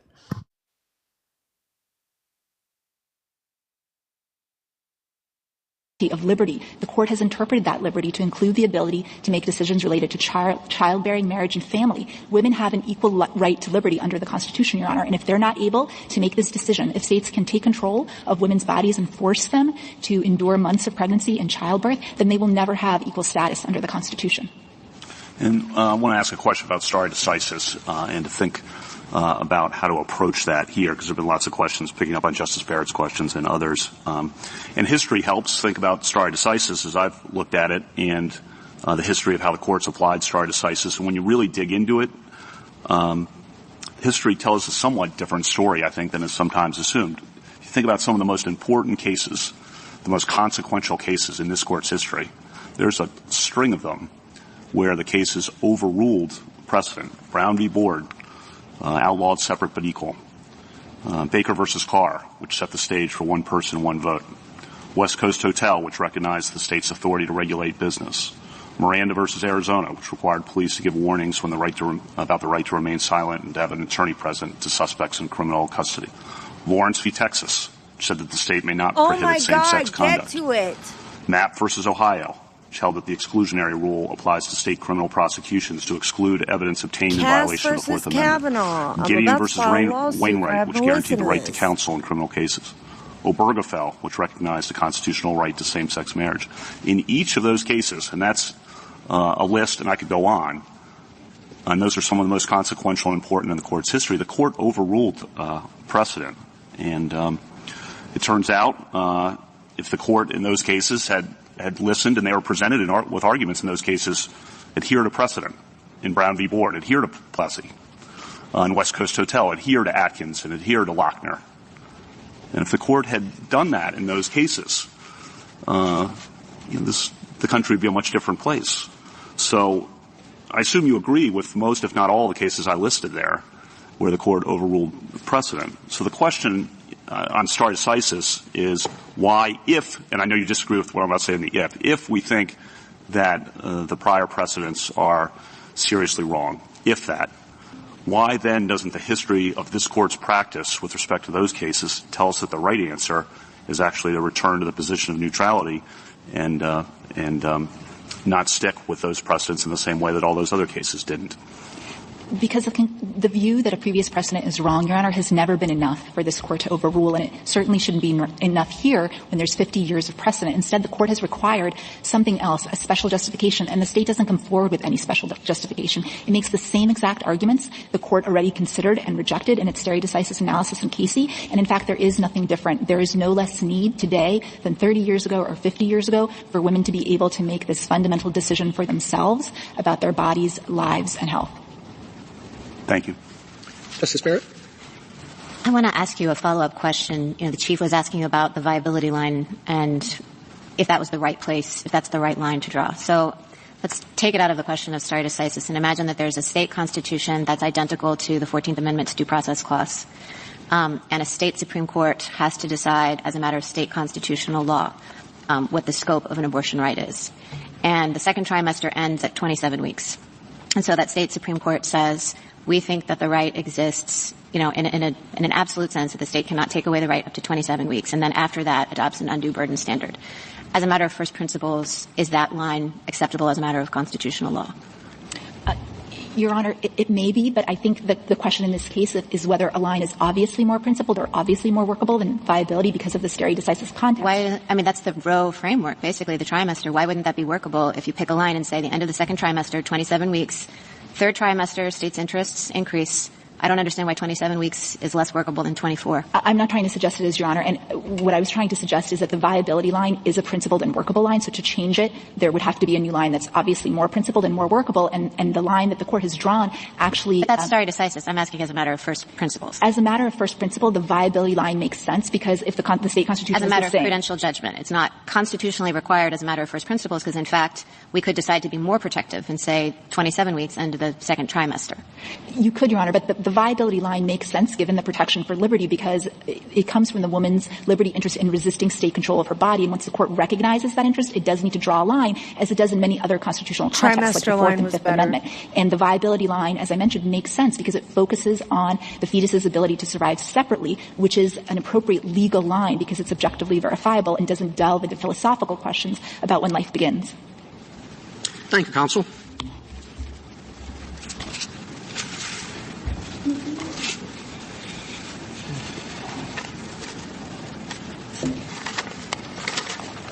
General Prelogar. Mr. Chief Justice, and may it please the Court. For a half century, this Court has correctly recognized that the Constitution protects a woman's fundamental right to decide whether to end a pregnancy before viability. That guarantee that the state cannot force a woman to carry a pregnancy to term and give birth has engendered substantial individual and societal reliance. The real-world effects of overruling Roe and Casey would be severe and swift. Nearly half of the states already have or are expected to enact bans on abortion at all stages of pregnancy, many without exceptions for rape or incest. Women who are unable to travel hundreds of miles to gain access to legal abortion will be required to continue with their pregnancies and give birth with profound effects on their bodies, their health, and the course of their lives. If this Court renounces the liberty interest recognized in Roe and reaffirmed in Casey, it would be an unprecedented contraction of individual rights and a stark departure from principles of stare decisis. The Court has never revoked a right that is so fundamental to so many Americans and so central to their ability to participate fully and equally in society. The Court should not overrule the central component of women's liberty. General, would you specifically tell me, state what the right is? Is it specifically abortion? Is it liberty? Is it autonomy? Is it privacy? The right is grounded in the liberty component of the 14th Amendment, Justice Thomas, but I think that it promotes interests in autonomy, bodily integrity, liberty, and equality. And I do think that it is specifically the right to abortion here, the right of a woman to be able to control without the state forcing her to continue a pregnancy, whether to carry that baby to term. I understand we're talking about abortion here. But what is confusing is that if we were talking about the Second Amendment, I know exactly what we're talking about. If we're talking about the Fourth Amendment, I know what we're talking about because it's written, it's there. What specifically is the right here that we're talking about? Well, Justice Thomas, I think that the court in those other contexts with respect to those other amendments has had to articulate what the text means in the bounds of the constitutional guarantees. And it's done so through a variety of different tests that implement First Amendment rights, Second Amendment rights, Fourth Amendment rights. So I don't think that there is anything unprecedented or anomalous about the right that the court articulated in Roe and Casey and the way that it implemented that right by defining the scope of the liberty interest by reference to viability and providing that that is the moment when the balance of interest tips and when the state can act to prohibit a woman from getting an abortion based on its interest in protecting the fetal life at that point. So the right specifically is abortion? It's the right of a woman prior to viability to control whether to continue with the pregnancy, yes. Thank you. General, I am interested in Justice Kavanaugh's long litany of cases in which we've overruled precedent, and we have. Yet you did call this unprecedented. As I see the structure of the Constitution, the body of it is the relationship of the three branches of government. And then there is the relationship of the federal government to the state. And through our incorporation of the 14th Amendment of the state vis-a-vis the individual, it's the federal government and the state's relationship to individuals. And I see the Bill of Rights, including the 14th Amendment, as basically setting the limits, giving individual freedom to do certain things, and stopping the government from intruding in those liberties, in those Bill of Rights, correct? Of all of the decisions that Justice Kavanaugh listed, all of them virtually except for maybe one, involved us recognizing and overturning state control over issues that we said belong to individuals. The right in Miranda to be warned was an individual right, correct? That's right, Justice Sotomayor, and I think that that is a key distinction with the list of precedents that Justice Kavanaugh was relying on. I think that there are really two key distinctions, and the first is that in the vast majority of those cases, the court was actually taking the issue away from the people and saying that it had been wrong before not to recognize a right. And I think that matters because it goes straight to reliance interests. Here, the court would be doing the opposite. It would be telling the women of America that it was wrong, that actually the ability to control their bodies and perhaps the most important decision they can make about whether to bring a child into this world is not part of their protected liberty. And I think that that would come at tremendous cost to the reliance that women have placed on this right and on societal reliance and what this right has meant for further ensuring equality. Reliance point is a good point, and this may be my fault. I'm talking about pages 854 to 863 in the Casey case, and I've already used up too much time. I can't read those pages out loud, but they do not include the list that Justice Kavanaugh had. They do include two. Breyer, shut the one fuck up. One is Brown, and the second one is West Coast Hotel versus Parrish. And you could add the gay rights cases as a third, which would fit the criteria. But there are complex criteria that she's talking about that link to the position in the rule of law of this court. So all I would say is you have to read them before beginning to say whether they are overruling or not overruling in the sense meant there, calling for special concern. Now, they say in those, maybe I'd mention two. Is this Wait a minute. motherfucker okay? Of course, Plessy was wrong when decided, but just a minute. Also remember, Plessy said that separate but equal was a badge of inferiority. No, Plessy again. They said it isn't. Well, all you have to do is open your eyes and look to the South, my friend, and you will see whether it was or it wasn't in 1954. And they made a similar point. They said, are you going to sit here in the middle of I swear to God, Grandpa's sundowning. Somebody come get him. Fucking, what is this? This is 2020. He didn't leave long after this, so. the Depression and tell me that Lochner, with its other cases, and pure, just about pure laissez-faire, that we can run the country that way? I mention that because I want people to read those 15 pages with care. And that's why I said that. If you had anything to add to my plea to read it, please do. Well, Justice Breyer, I agree completely. I have read those pages and reread them many times, and I think that this is actually another key distinction from the cases that Justice Kavanaugh was referring to, and that is, as I understand those passages in Casey, the court carefully walked through each and every stare decisis factor that this court focuses on. It looked at workability of the viability rule, doctrinal underpinnings, legal and factual developments, and critically reliance interests. And down the line, it found that the case for reaffirming Roe was overwhelming. And in that situation, when every factor that the court consults to determine whether to retain precedent counsels in favor of retaining it, I think Casey properly perceived that a decision to overrule nevertheless, perhaps based on the conclusion that the justices thought the case was wrongly decided in the first instance, would run counter to the ability of stare decisis to function as a cornerstone of the rule of law in this context. Is it your argument that a case can never be overruled simply because it was egregiously wrong?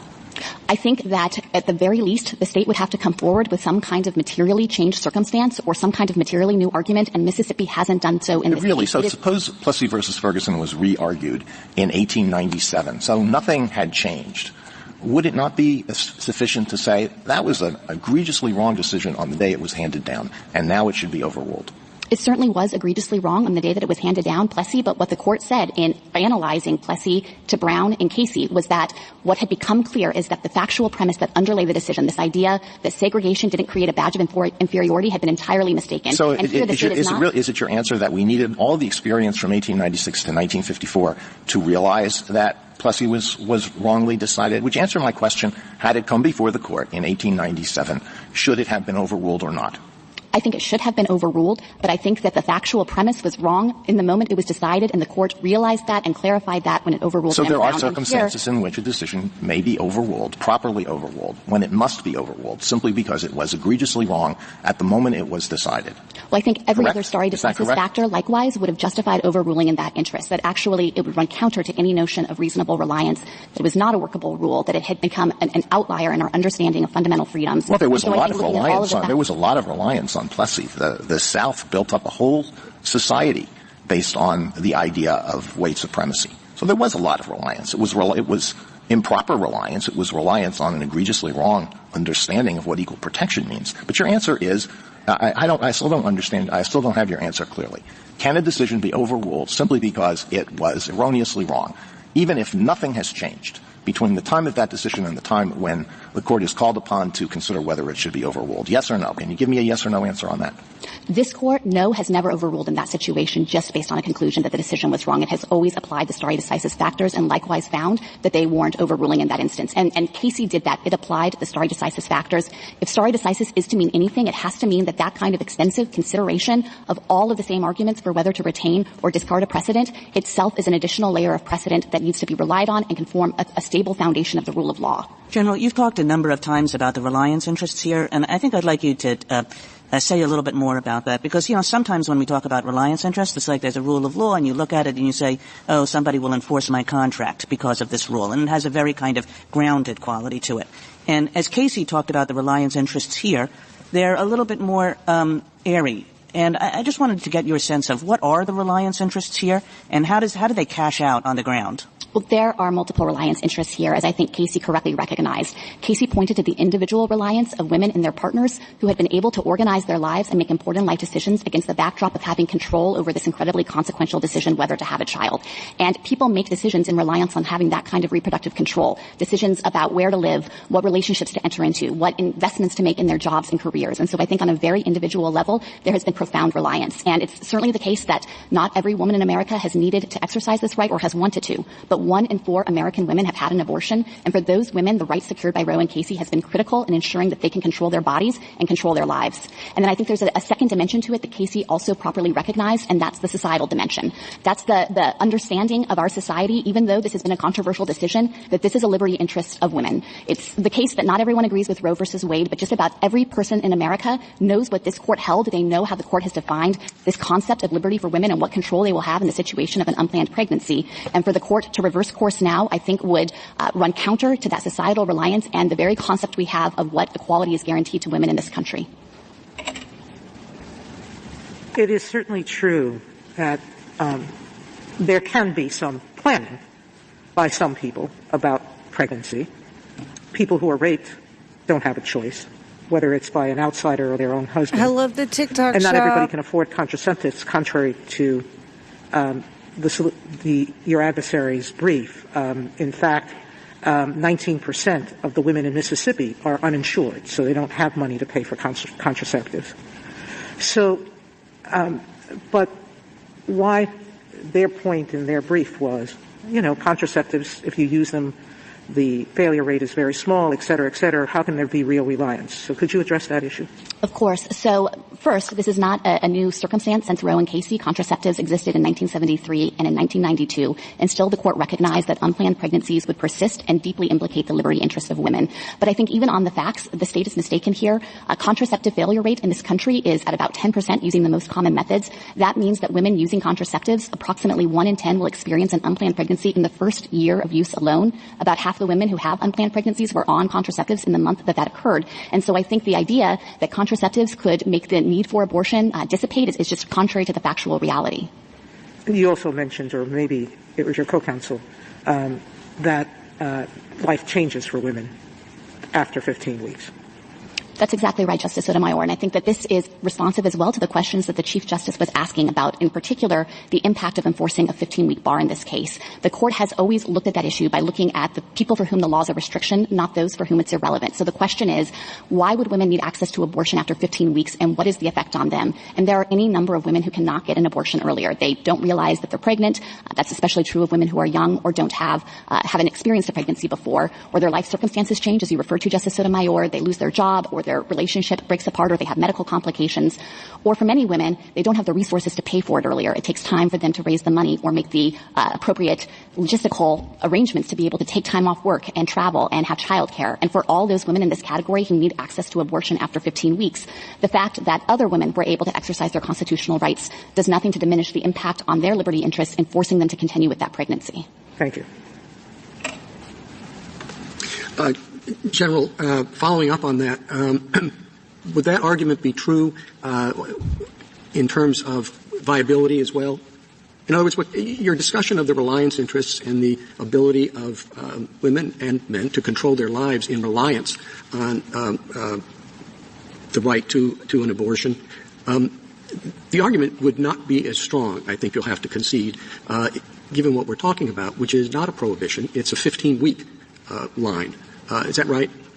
Yes. You have to hypothesize people who have planned their lives according to a 24 or whatever week limit it is, but not a 15-week limit on abortion, right? Well, I don't think the court has ever analyzed reliance with that kind of parsing. I think here the force of the viability line is that it's clearly demarcated the scope of a woman's protected liberty interest in this context. And the state is not actually asking this court to replace it with a clear 15-week line that would provide some measure of continued protection for this right. They're asking the court to reverse the liberty interest altogether or leave it up in the air. And if that were to happen, then immediately states with 6-week bans, 8-week bans, 10-week bans, and so on would seek to enforce those with no continued guidance of what the scope of the liberty interest is going forward. Well, that may be what they're asking for, but the thing that is at issue before us today is 15 weeks. And I just wonder what the strength of your reliance arguments, which sounded to me like being based on a total prohibition, would be if there isn't a total prohibition. And as far as viability goes, I don't see what that has to do with the question of a choice at all. Well, I think as Casey emphasized in reaffirming the viability line, the court justified that as having both a logical and a biological justification, that it marks the point in pregnancy when the fetus is capable of meaningful life. No, that's what John Hart-Ely explained was a complete syllogism. That's the definition of viability. It's not a reason that viability is a good line. Well, it's focused on the idea of fetal separateness, and I think that that is a line that also accords with the history and tradition in this country of abortion regulation. Contrary to the state's arguments here, at the time of the founding and for most of early American history, women had an ability to access abortion in the early stages of pregnancy, and it was only when the fetus was deemed sufficiently separate the states could act to bar that. So I think that the viability line also aligns with history and tradition in that respect. Justice Thomas? You heard my question to counsel earlier about the woman who was convicted of criminal child neglect. What would be your reaction to that as far as her liberty, and whether or not the liberty interest that we're talking about extends to her? Well, Justice Thomas, I have to confess that I haven't read the specific case you're referring to, but if I understand the question you were posing, it sounds as though the state is seeking to regulate for a child that's been born that was injured while it was inside the womb. And I think that we are not denying that a state has an interest there. We're not denying that a state has an interest here either. Roe recognized that states have interests that exist from the outset of pregnancy. But with respect to this specific right to abortion, there are also profound liberty interests of the woman on the other side of the scale in not being forced to continue with the pregnancy, not being forced to endure childbirth, and to have a child out in the world. And the state's arguments here seem to ask this court to look only at its interests and to ignore entirely those incredibly weighty interests of the woman on the other side. Thank you. Justice Breyer? Yeah. Justice Gorsuch, anything further? I just want to make sure I understand your response to the Chief Justice. If this court will reject the viability line, do you see any other intelligible principle that the court could choose? Well, I think that it would be critically important, even if this court were to reject the viability line, to reinforce and reaffirm the fundamental and profound liberty interest at stake here. And I'm sorry for interrupting, but that wasn't my question. I understand that point fully. By the end of this argument, that is deeply clear to me. I understand your position. I'm just asking a question about whether you think there would be another alternative line that the government would propose or not. You emphasized that if 15 weeks were approved, then we'd have cases about 12 and 10 and 8 and 6. And so my question is there a line in there that the government believes would be principled or not? I don't think there's any line that could be more principled than viability. I think the factors the court would have to think about are what is most consistent with precedent, what would be clear and workable, and what would preserve the essential components of the liberty interest. And viability checks all of those boxes and has the advantage as well as being a rule of law for 50 years. Thank you. That's helpful, counsel. Appreciate it. Justice Kavanaugh? You make a very forceful argument and identify critically important interests that are at stake in this issue. No doubt about that. The other side says, though, that there are two interests at stake, that there's also the interest in fetal life at stake as well. And in your brief, you say that the existing framework accommodates, that's your word, both the interest of the pregnant woman and the interest of the fetus. And the problem, I think the other side would say, and the reason this issue is hard, is that you can't accommodate both interests. You have to pick. That's the fundamental problem. And one interest has to prevail over the other. You got to pick what? At any given point in time. And that's why this is so challenging, I think. And the question then becomes, what does the Constitution say about that? And I just want to get your reaction to what the other side's theme is, and I've mentioned it in my prior questions. When you have those two interests at stake, and both are important, as you acknowledge, why not? Why should this court be the arbiter rather than Congress, the state legislatures, state Supreme Courts, the people being able to resolve this? And there'll be different answers in Mississippi and New York, different answers in Alabama than California, because there are two different interests at stake, and the people in those states might value those interests somewhat differently. Why is that not the right answer?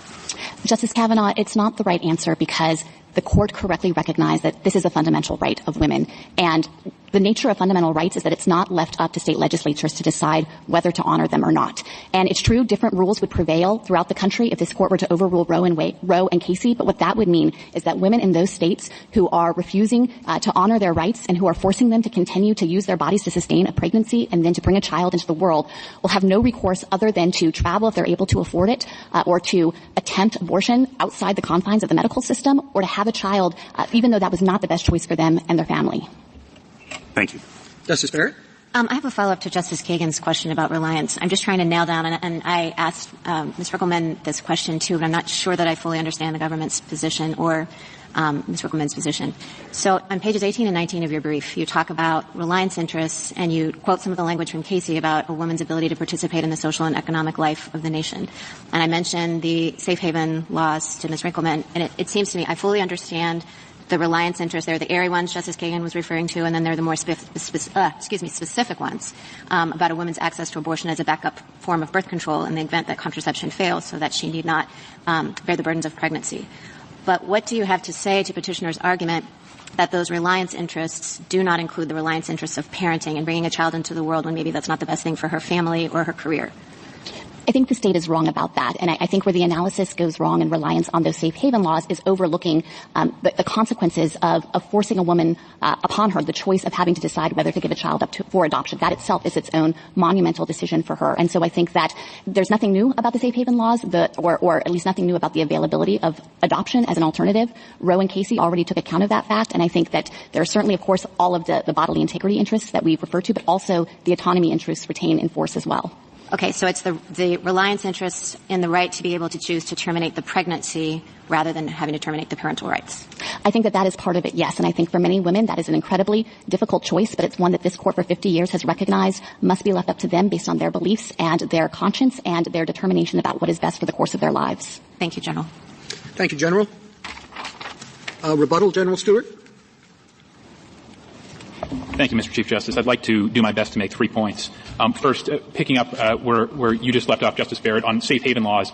The respondents in this case, I believe, as Your Honor pointed out, have emphasized parenting burdens being a lead or the lead reason that women seek abortions. I would emphasize safe haven laws, as best I've been able to find, first came into existence in 1999 in Texas. They're now ubiquitous, and you're correct, Justice Barrett, that they relieve that huge burden. I would also add that as to burdens during pregnancy, I would emphasize that contraception is more accessible and affordable and available than it was at the time of Roe or Casey. It serves the same goal of allowing women to decide if, when, and how many children to have. And I would also note, just frankly, the lowest cost abortion at Jackson Women's Health is $600 for the abortion. Additional costs and further fees. According to my friends, the respondents and their amici, there are also additional costs related to travel, taking off time off of work, accommodations, all of those sorts of things. Whether somebody is uninsured or not, the costs of contraception are consistently significantly less than those. Number two, I think, Justice Kavanaugh, you had it exactly right when you used the term scrupulously neutral. I think that's a very good description of what we're asking for here. I think it's the problem and the value that has evaded the court and will continue to evade this court under Roe and Casey, but that is exactly right. This is a hard issue. It involves, and I would emphasize, Your Honor, that, as you said, there are interests here on both sides. There are interests for everyone involved. This is unique for the woman. It's unique for the unborn child, too, whose life is at stake in all of these decisions. It's unique for us as a society in how we decide, if the states get to legislate on this issue, how to decide and how to weigh these tremendously momentous issues. In closing, I would say that in a dissent in Plessy versus Ferguson, Justice Harlan emphasized that there is no caste system here. The humblest in our country is the peer of the most powerful. Our Constitution neither knows nor tolerates distinctions on the basis of race. It took 58 years for this court to recognize the truth of those realities in a decision, and that was the greatest decision that this court ever reached. We're running on 50 years of Roe. It is an egregiously wrong decision that has inflicted tremendous damage on our country and will continue to do so and take innumerable human lives unless and until this court overrules it. We ask the court to do so in this case and uphold the state's law. Thank you, Your Honor. Thank you, General. Counsel, the case is submitted. Okay, so first of all, everybody just brought up Plessy way too much for my liking, but let's be real. Our historical tradition in this country had a whole 3/5 compromise that we needed I believe it was the 13th or 14th Amendment for. We know the outcome of this case. We know what it did. They held that the Constitution conferred no right to abortion. Roe and Casey were overruled, and the choice was left to the people and their elected representatives. Here's the problem.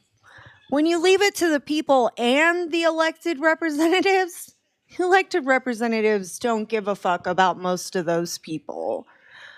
Well, yeah, you're inherently removing a block of the people by doing that. Yeah, like in my state in Texas, we don't even have exceptions for grape and schmincest. Hold on one second. Sorry, my kids are running around and they still have their stuff on loud, so I'm like hearing everything. But we don't have those exceptions in my state. We only get 6 weeks. Most women don't even know that they're pregnant at 6 weeks. We've had women unalive in my state left to get septic or bleed out in their car as a result of some of these laws and doctors not feeling like they have the ability to do their job. And listen, I've never asked anybody to give up their pro-life stance. I absolutely support people who have a pro-life stance. That's your stance, man. I'm here for it. I'm just asking that your pro-life stance only dictate your morality and your family. Like, I can be reasonable. Like, you and your like immediate family, I can be okay with that. But when you feel the need to dictate everybody else's morality, when you feel like you get a say over what your neighbor's honeypot is doing, then we have an issue. Anyway, Law, please go ahead. I'm sure you have thoughts. Yeah, we don't use the government to enforce the subjective morals of an individual or a religion. And there's no way they would hold true to that the government has a role to enforce the morality of religious morality, because they only would want it for their religion. If it just so happened that the U.S. became, the voting bloc at least became a Muslim majority, there's no way that they would endorse the laws that would reflect, historically Muslim morals. And, not that there's a whole lot of daylight between that, but that's a different conversation for a different day. But the fact is they want the government to enforce their Christian morals. And we have a little problem in the First Amendment with that, with the establishment of a religion. So, and I'm in the same boat as you. Is I will never dump on somebody for their belief existing. No, I'll challenge it. I'll take it down logically and pragmatically, or whatever the case may be. But there's no situation where I'm going to say that that's your belief. That's stupid. You shouldn't believe that. I will just challenge their presuppositions for their belief. But I don't care what the belief is. If you want to use the force of government to project your belief on others and hold violations of your belief criminally responsible or even civilly responsible, then we have a big problem. Well, like, that's the thing for me is, like, I've said before, like I am pro-life. This isn't something I would ever, like, choose to do, minus, obviously, grape or something just medically horrible happening to me. It's not a choice I would ever want to make. And I don't think that's the case for most women who have an abortion. They didn't wake up and just be like, this is, a decision I absolutely want to do, and like skip off to the clinic. And again, I know there's a few fucking weirdos out here who like don't understand that they're not, you're hurting the game more than you're helping it. I get that. But for the most part, women don't want to do this.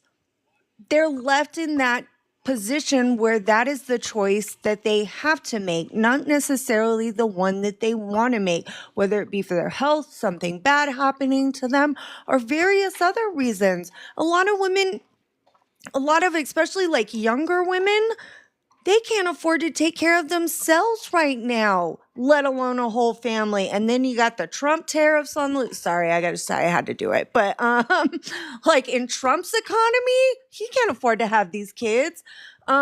Here's the thing. I am pro-life. And I'm not shitting on anybody else who's pro-life. But I know it's not my job to tell anybody else what to do with their body.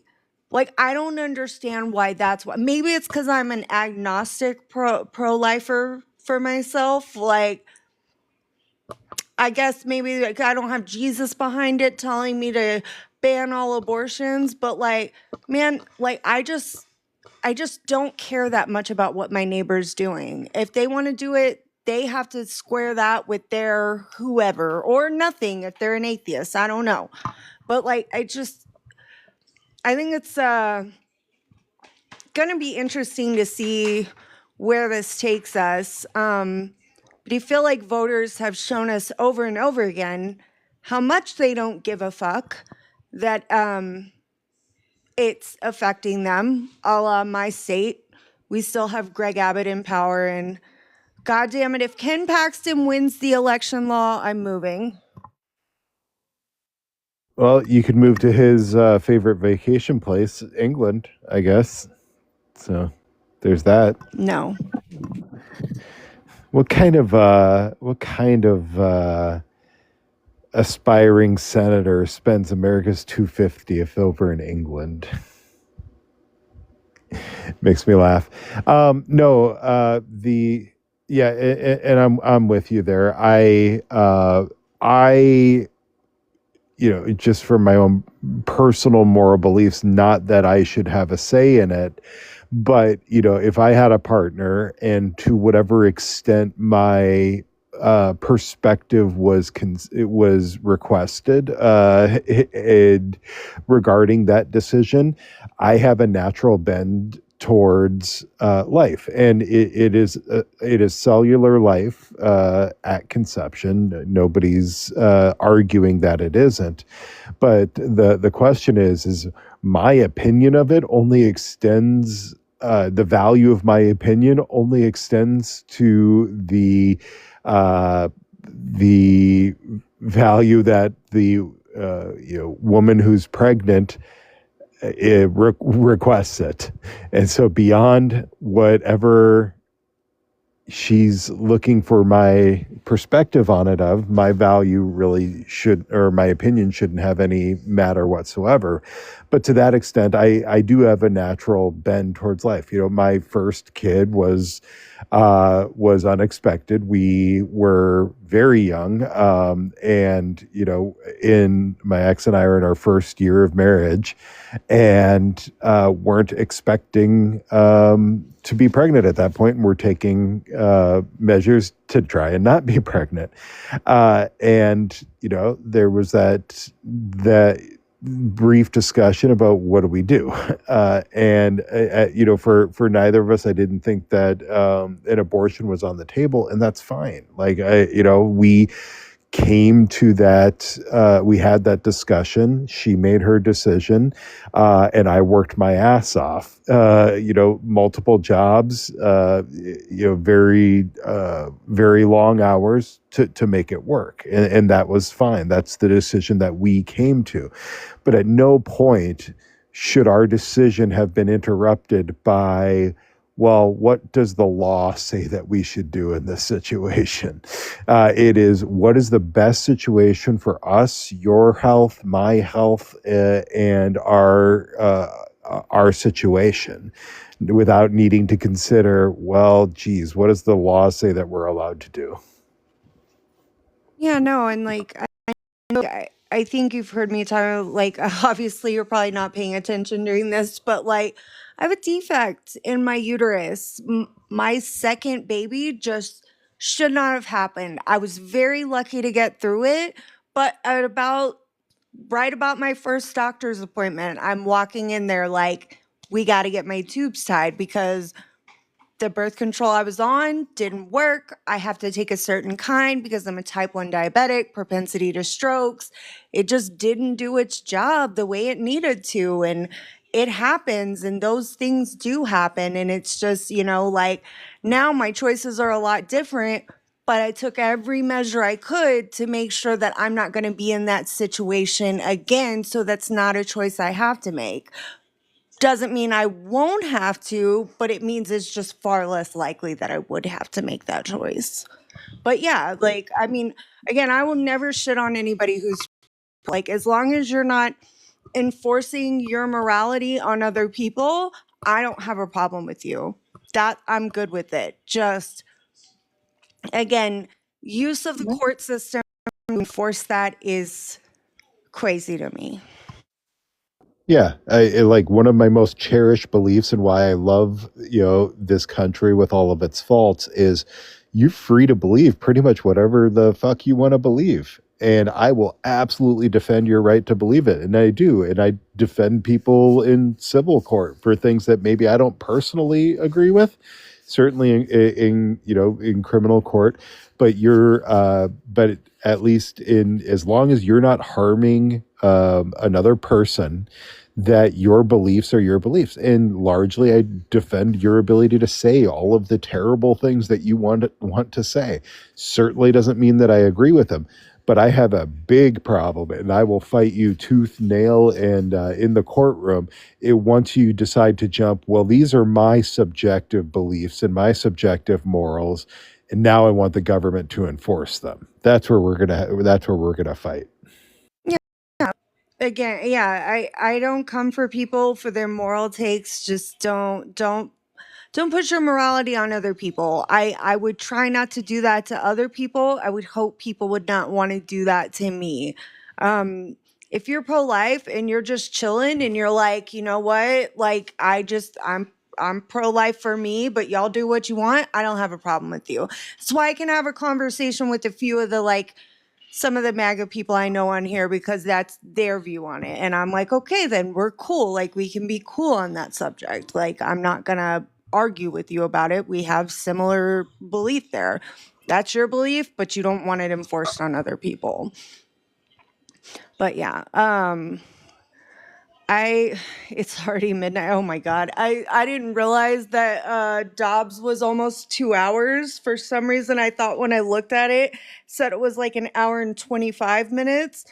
But then I was like, oh my God, it's an hour and 53 minutes. So I apologize. It's a little longer than I thought I might go tonight, but my bad. Yeah, it's a rare extended argument under this court.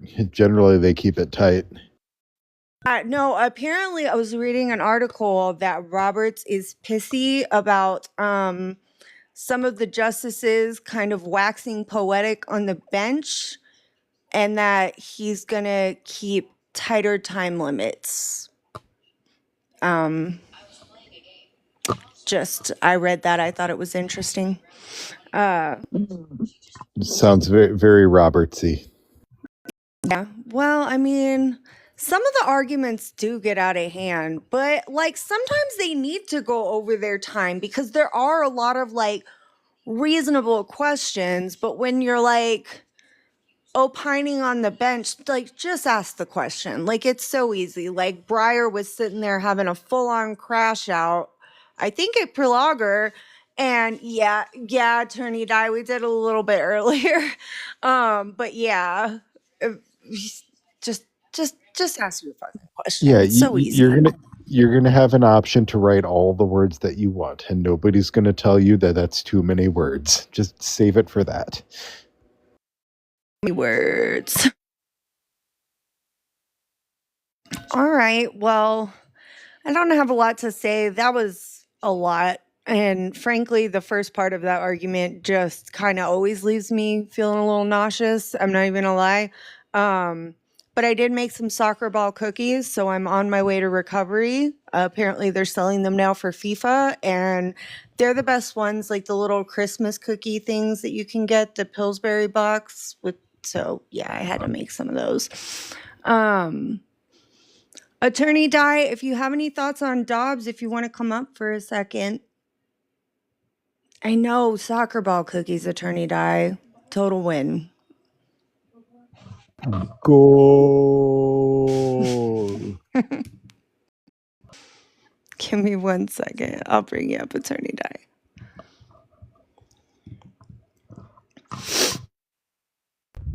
Hello. Hey, how are you? I'm doing pretty good. I blame my children for having to be so late. My children are still up and running around, and I'm like, go to bed. And they're like, not listening. And I'm like, where is the Benadryl at? So yeah. Right. Yes, summers. Yay, we love them. I would say really there's a couple of different things about Dobbs that I found fascinating. One was the dissent, of course, which sets out exactly what the future will hold, which I thought was just an amazing dissent. The other thing, too, that I think is always interesting is because this one, was it Alito that wrote this one? I thought. He wrote it and he leaked that shit. I said it. I knew that was coming. Oh, I think that could be for sure.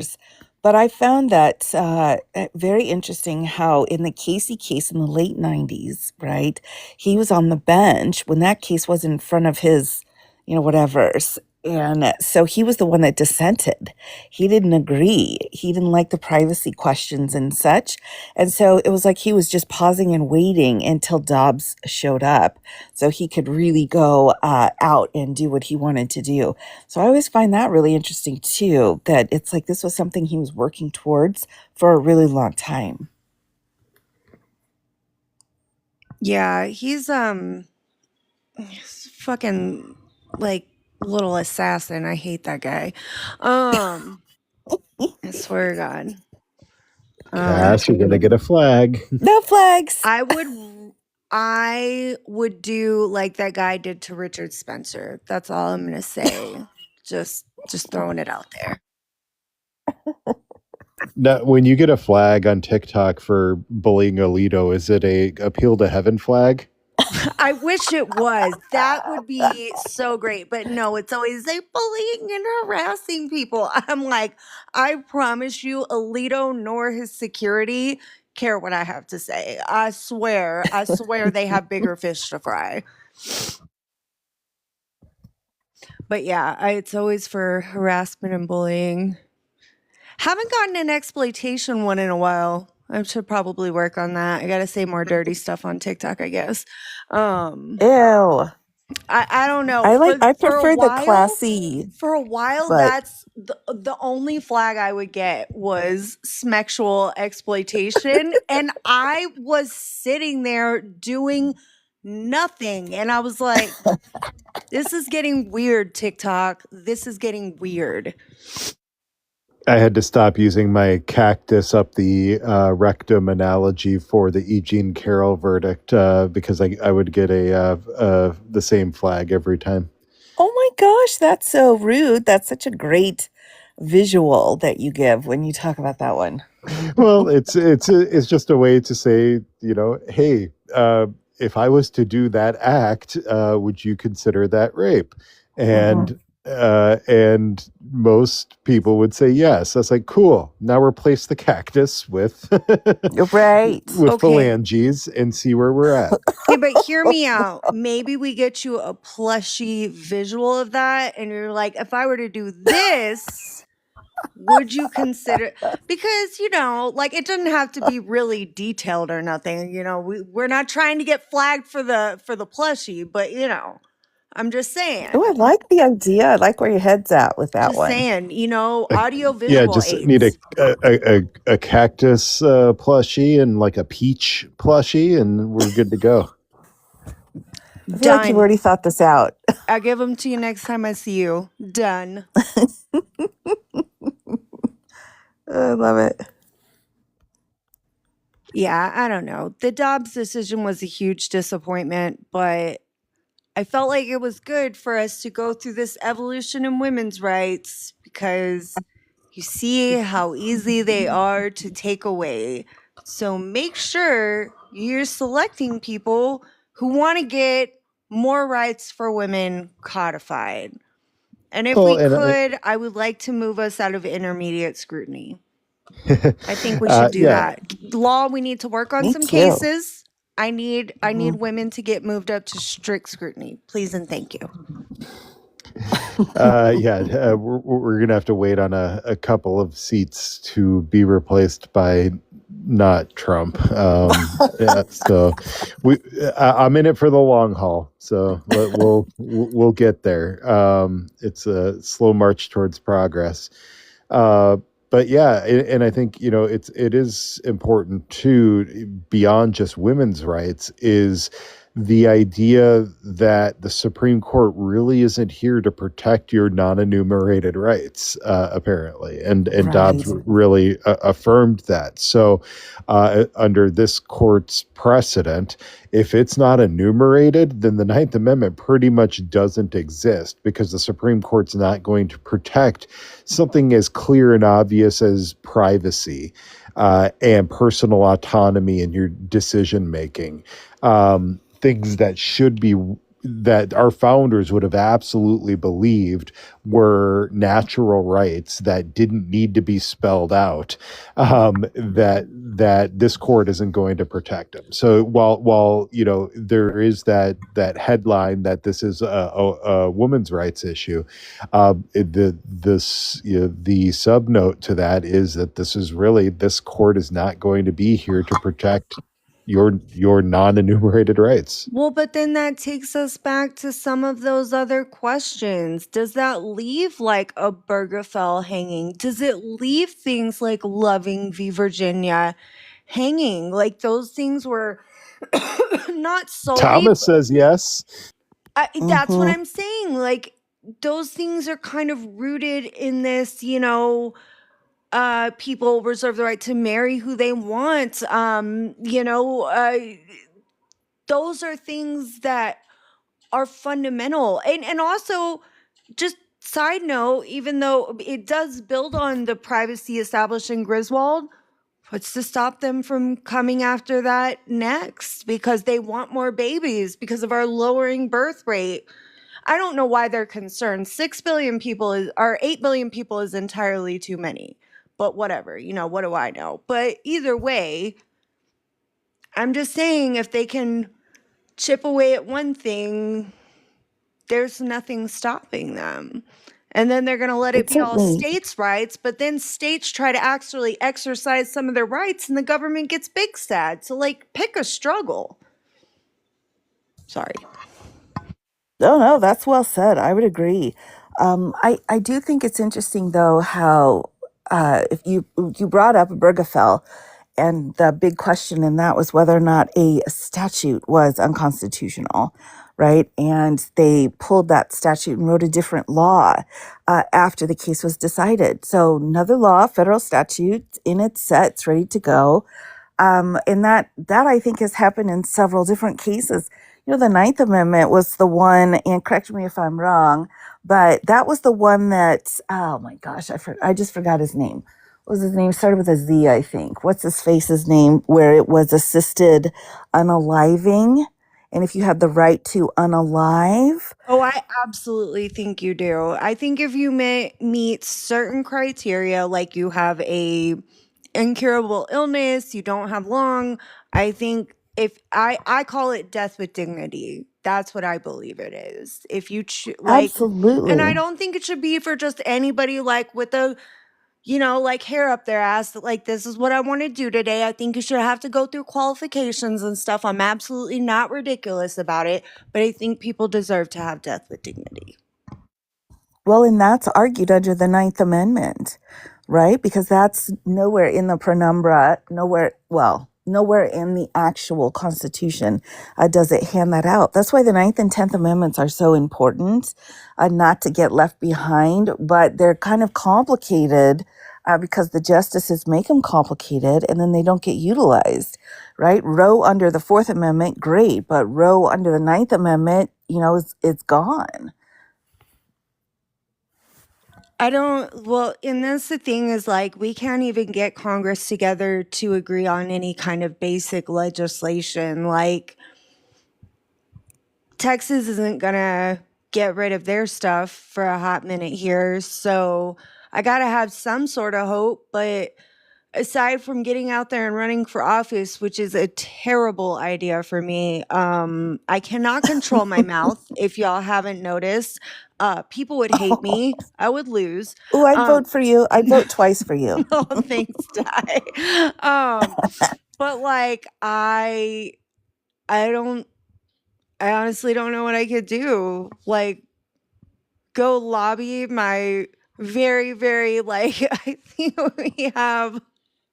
think it's over 80 of them are Republicans in our Texas House. They're not gonna. They don't care what I have to say. What am I gonna do? So you may only get one term, but it would be a hell of a term. Yeah. Listen, go ahead and run my campaign campaign law. We'll work on it. I'm gonna run for mayor of Texas.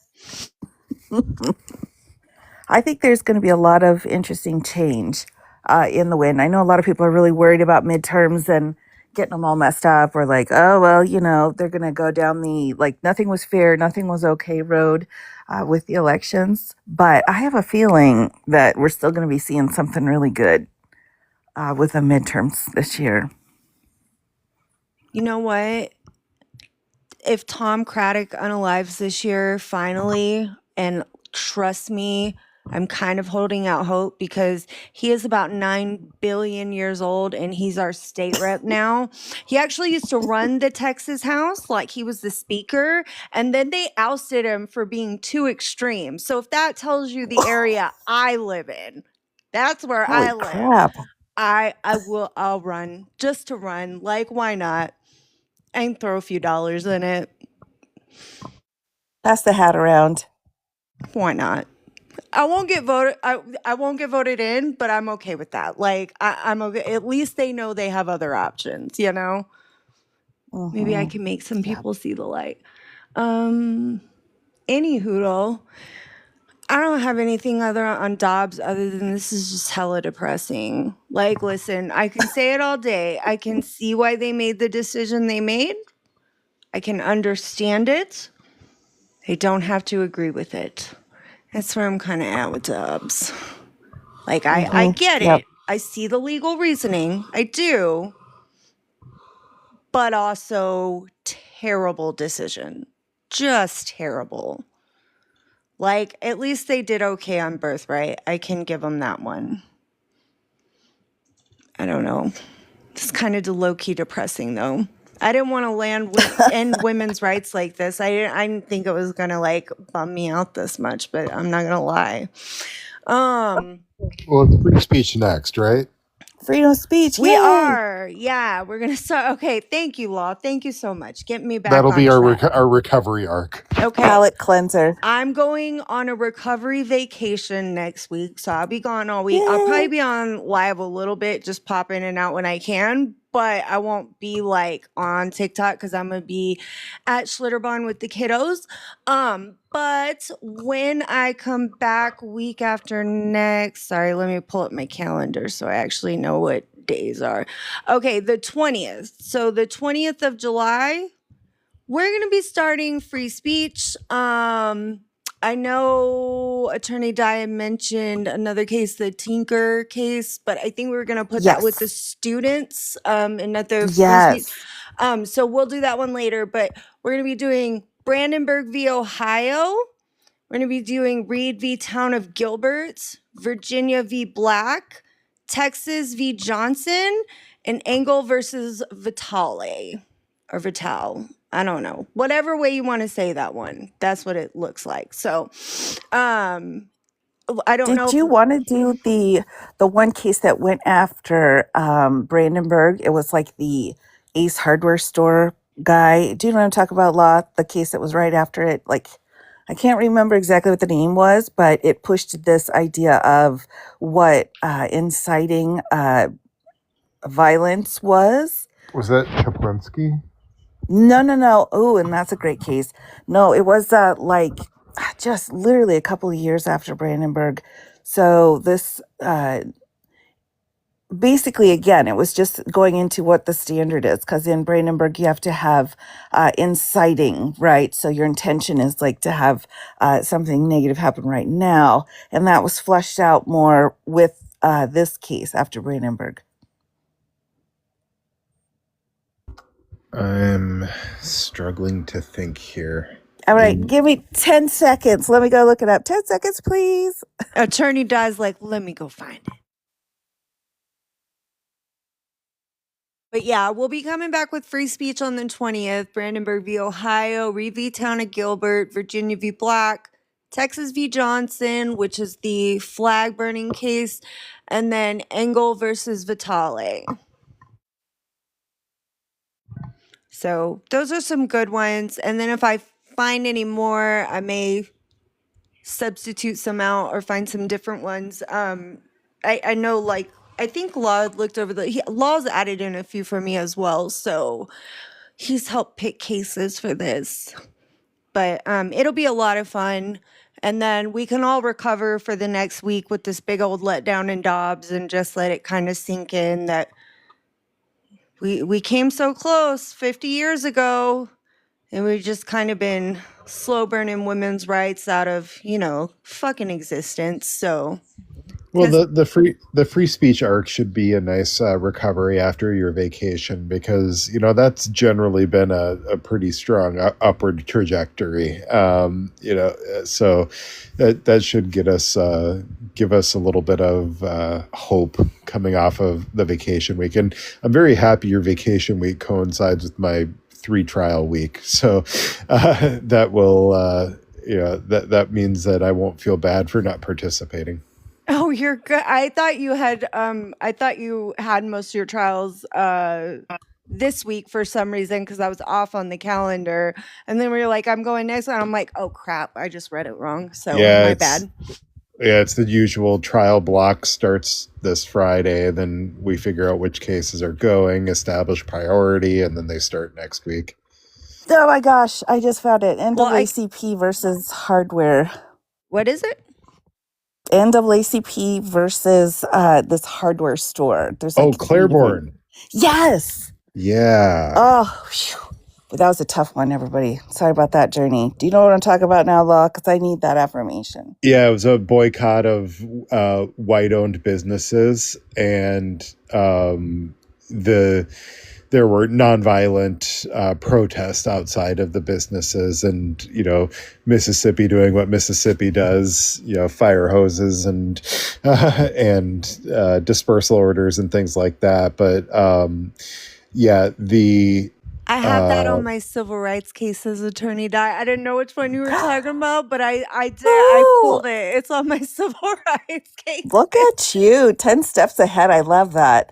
Although I did hear you may be gone, like when Law, you're doing all of your trials. So that's nice. You can be all done when she gets back. If you need me to do shit, you could still send it to me. I'm going to have to do it at night. Like, I'll be in the hole during the day. I got you.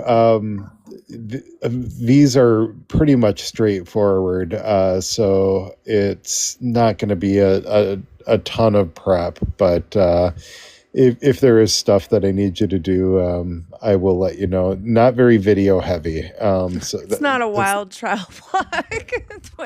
Well, there's some interesting ones, but just not ones that are going to require a whole lot of the tedious prep work that you helped me out so wonderfully on. Not where he needs me to go through a couple of body cams and notate. I like That's that tough though. to do. It's fun to do because I'm like, we had one where the person had a heavier accent, and I was like, let me turn this up as loud as I can because the AI wasn't catching what it was saying. And I'm like having to replay it a few times because you can't help it. Like, your clients are who they are. It wasn't a bad thing at all. It was harder to catch, especially because the body cams, they have all that sound around them. Yeah. So yeah, it's the worst. I think the worst I ever was involved in, because I asked if someone could help, and they're like, forget it, because we had this box of VHS tapes, and the question was, where's the corn, if you know what I mean? So just had to line them up and sit in my office for like a week and go through all of the VHSs to try to find where any of the clips were. That was a hellish nightmare where I was starting to question my life choices. Man, that's where they want to roll us back to, y'all. VHS tapes, and before. God, what the hell was before VHS? Was there anything before VHS? Reel to reel. Your mini 8s and your 8 millimeters. Oh my gosh, that's so old school. I didn't even think about that. It's like shit. I don't know. Well, they had 8-track and then tapes and all that. So I'm like, maybe they had some before VHS. I don't know. I was Yeah, if you were a fairly well off family, you could get those reels of videos. They come in those spools, and you hook it up and you just play it. Didn't have audio, but you could. Some of the more advanced ones had a separate audio tape recorder that would go along with the reel to reel, and you'd have to sync them up. You'd have to like play them at the same time. It's like fancy shit right there. Law knows business. I love it. You're just It like, does. I'm telling you, he's my phoner friend. Like, if I ever get stuck in some crazy quiz show reality, I'm gonna be like, I need to phone a friend, and the friend I'm phoning is Law because he probably knows the answer. I'm about Heck yeah. 99.5% sure he probably knows the answer. And if he doesn't, he That's could right. probably Google it faster than anybody on the show could notice. So I'm here for it. True, I've tried true. so many times to get on Jeopardy. Oh, You're gonna do it one day, Pookie. We're gonna get you on Jeopardy, okay? Or the Supreme Court. Either one. We're good with either. We got Thought we you. were friends. oh my goodness. All right, guys. Well, it's 12:30. I should probably go to bed, and I need to take my medicine now that I'm thinking about it, that it's 12:30. But yes, I should probably go to bed or like go on another live or do something because Good. this was a little bit of a letdown Rest. for me. I'm not gonna lie. I'm Take super your medicine depressed. before you go yell at Alex. That's What? yes. Take your medicine before you go yell at Alex or whoever. Oh, I will. Yeah, just gotta take my medicine. But All right. thank Good y'all night, ladies. so much for Good joining. night. Thank you, Law. Thank you, Attorney Di. Love you guys. Thank you, everybody in the comments. Y'all have a good night. Bye, You guys. too. Enjoy your vacay. I will. Bye, y'all.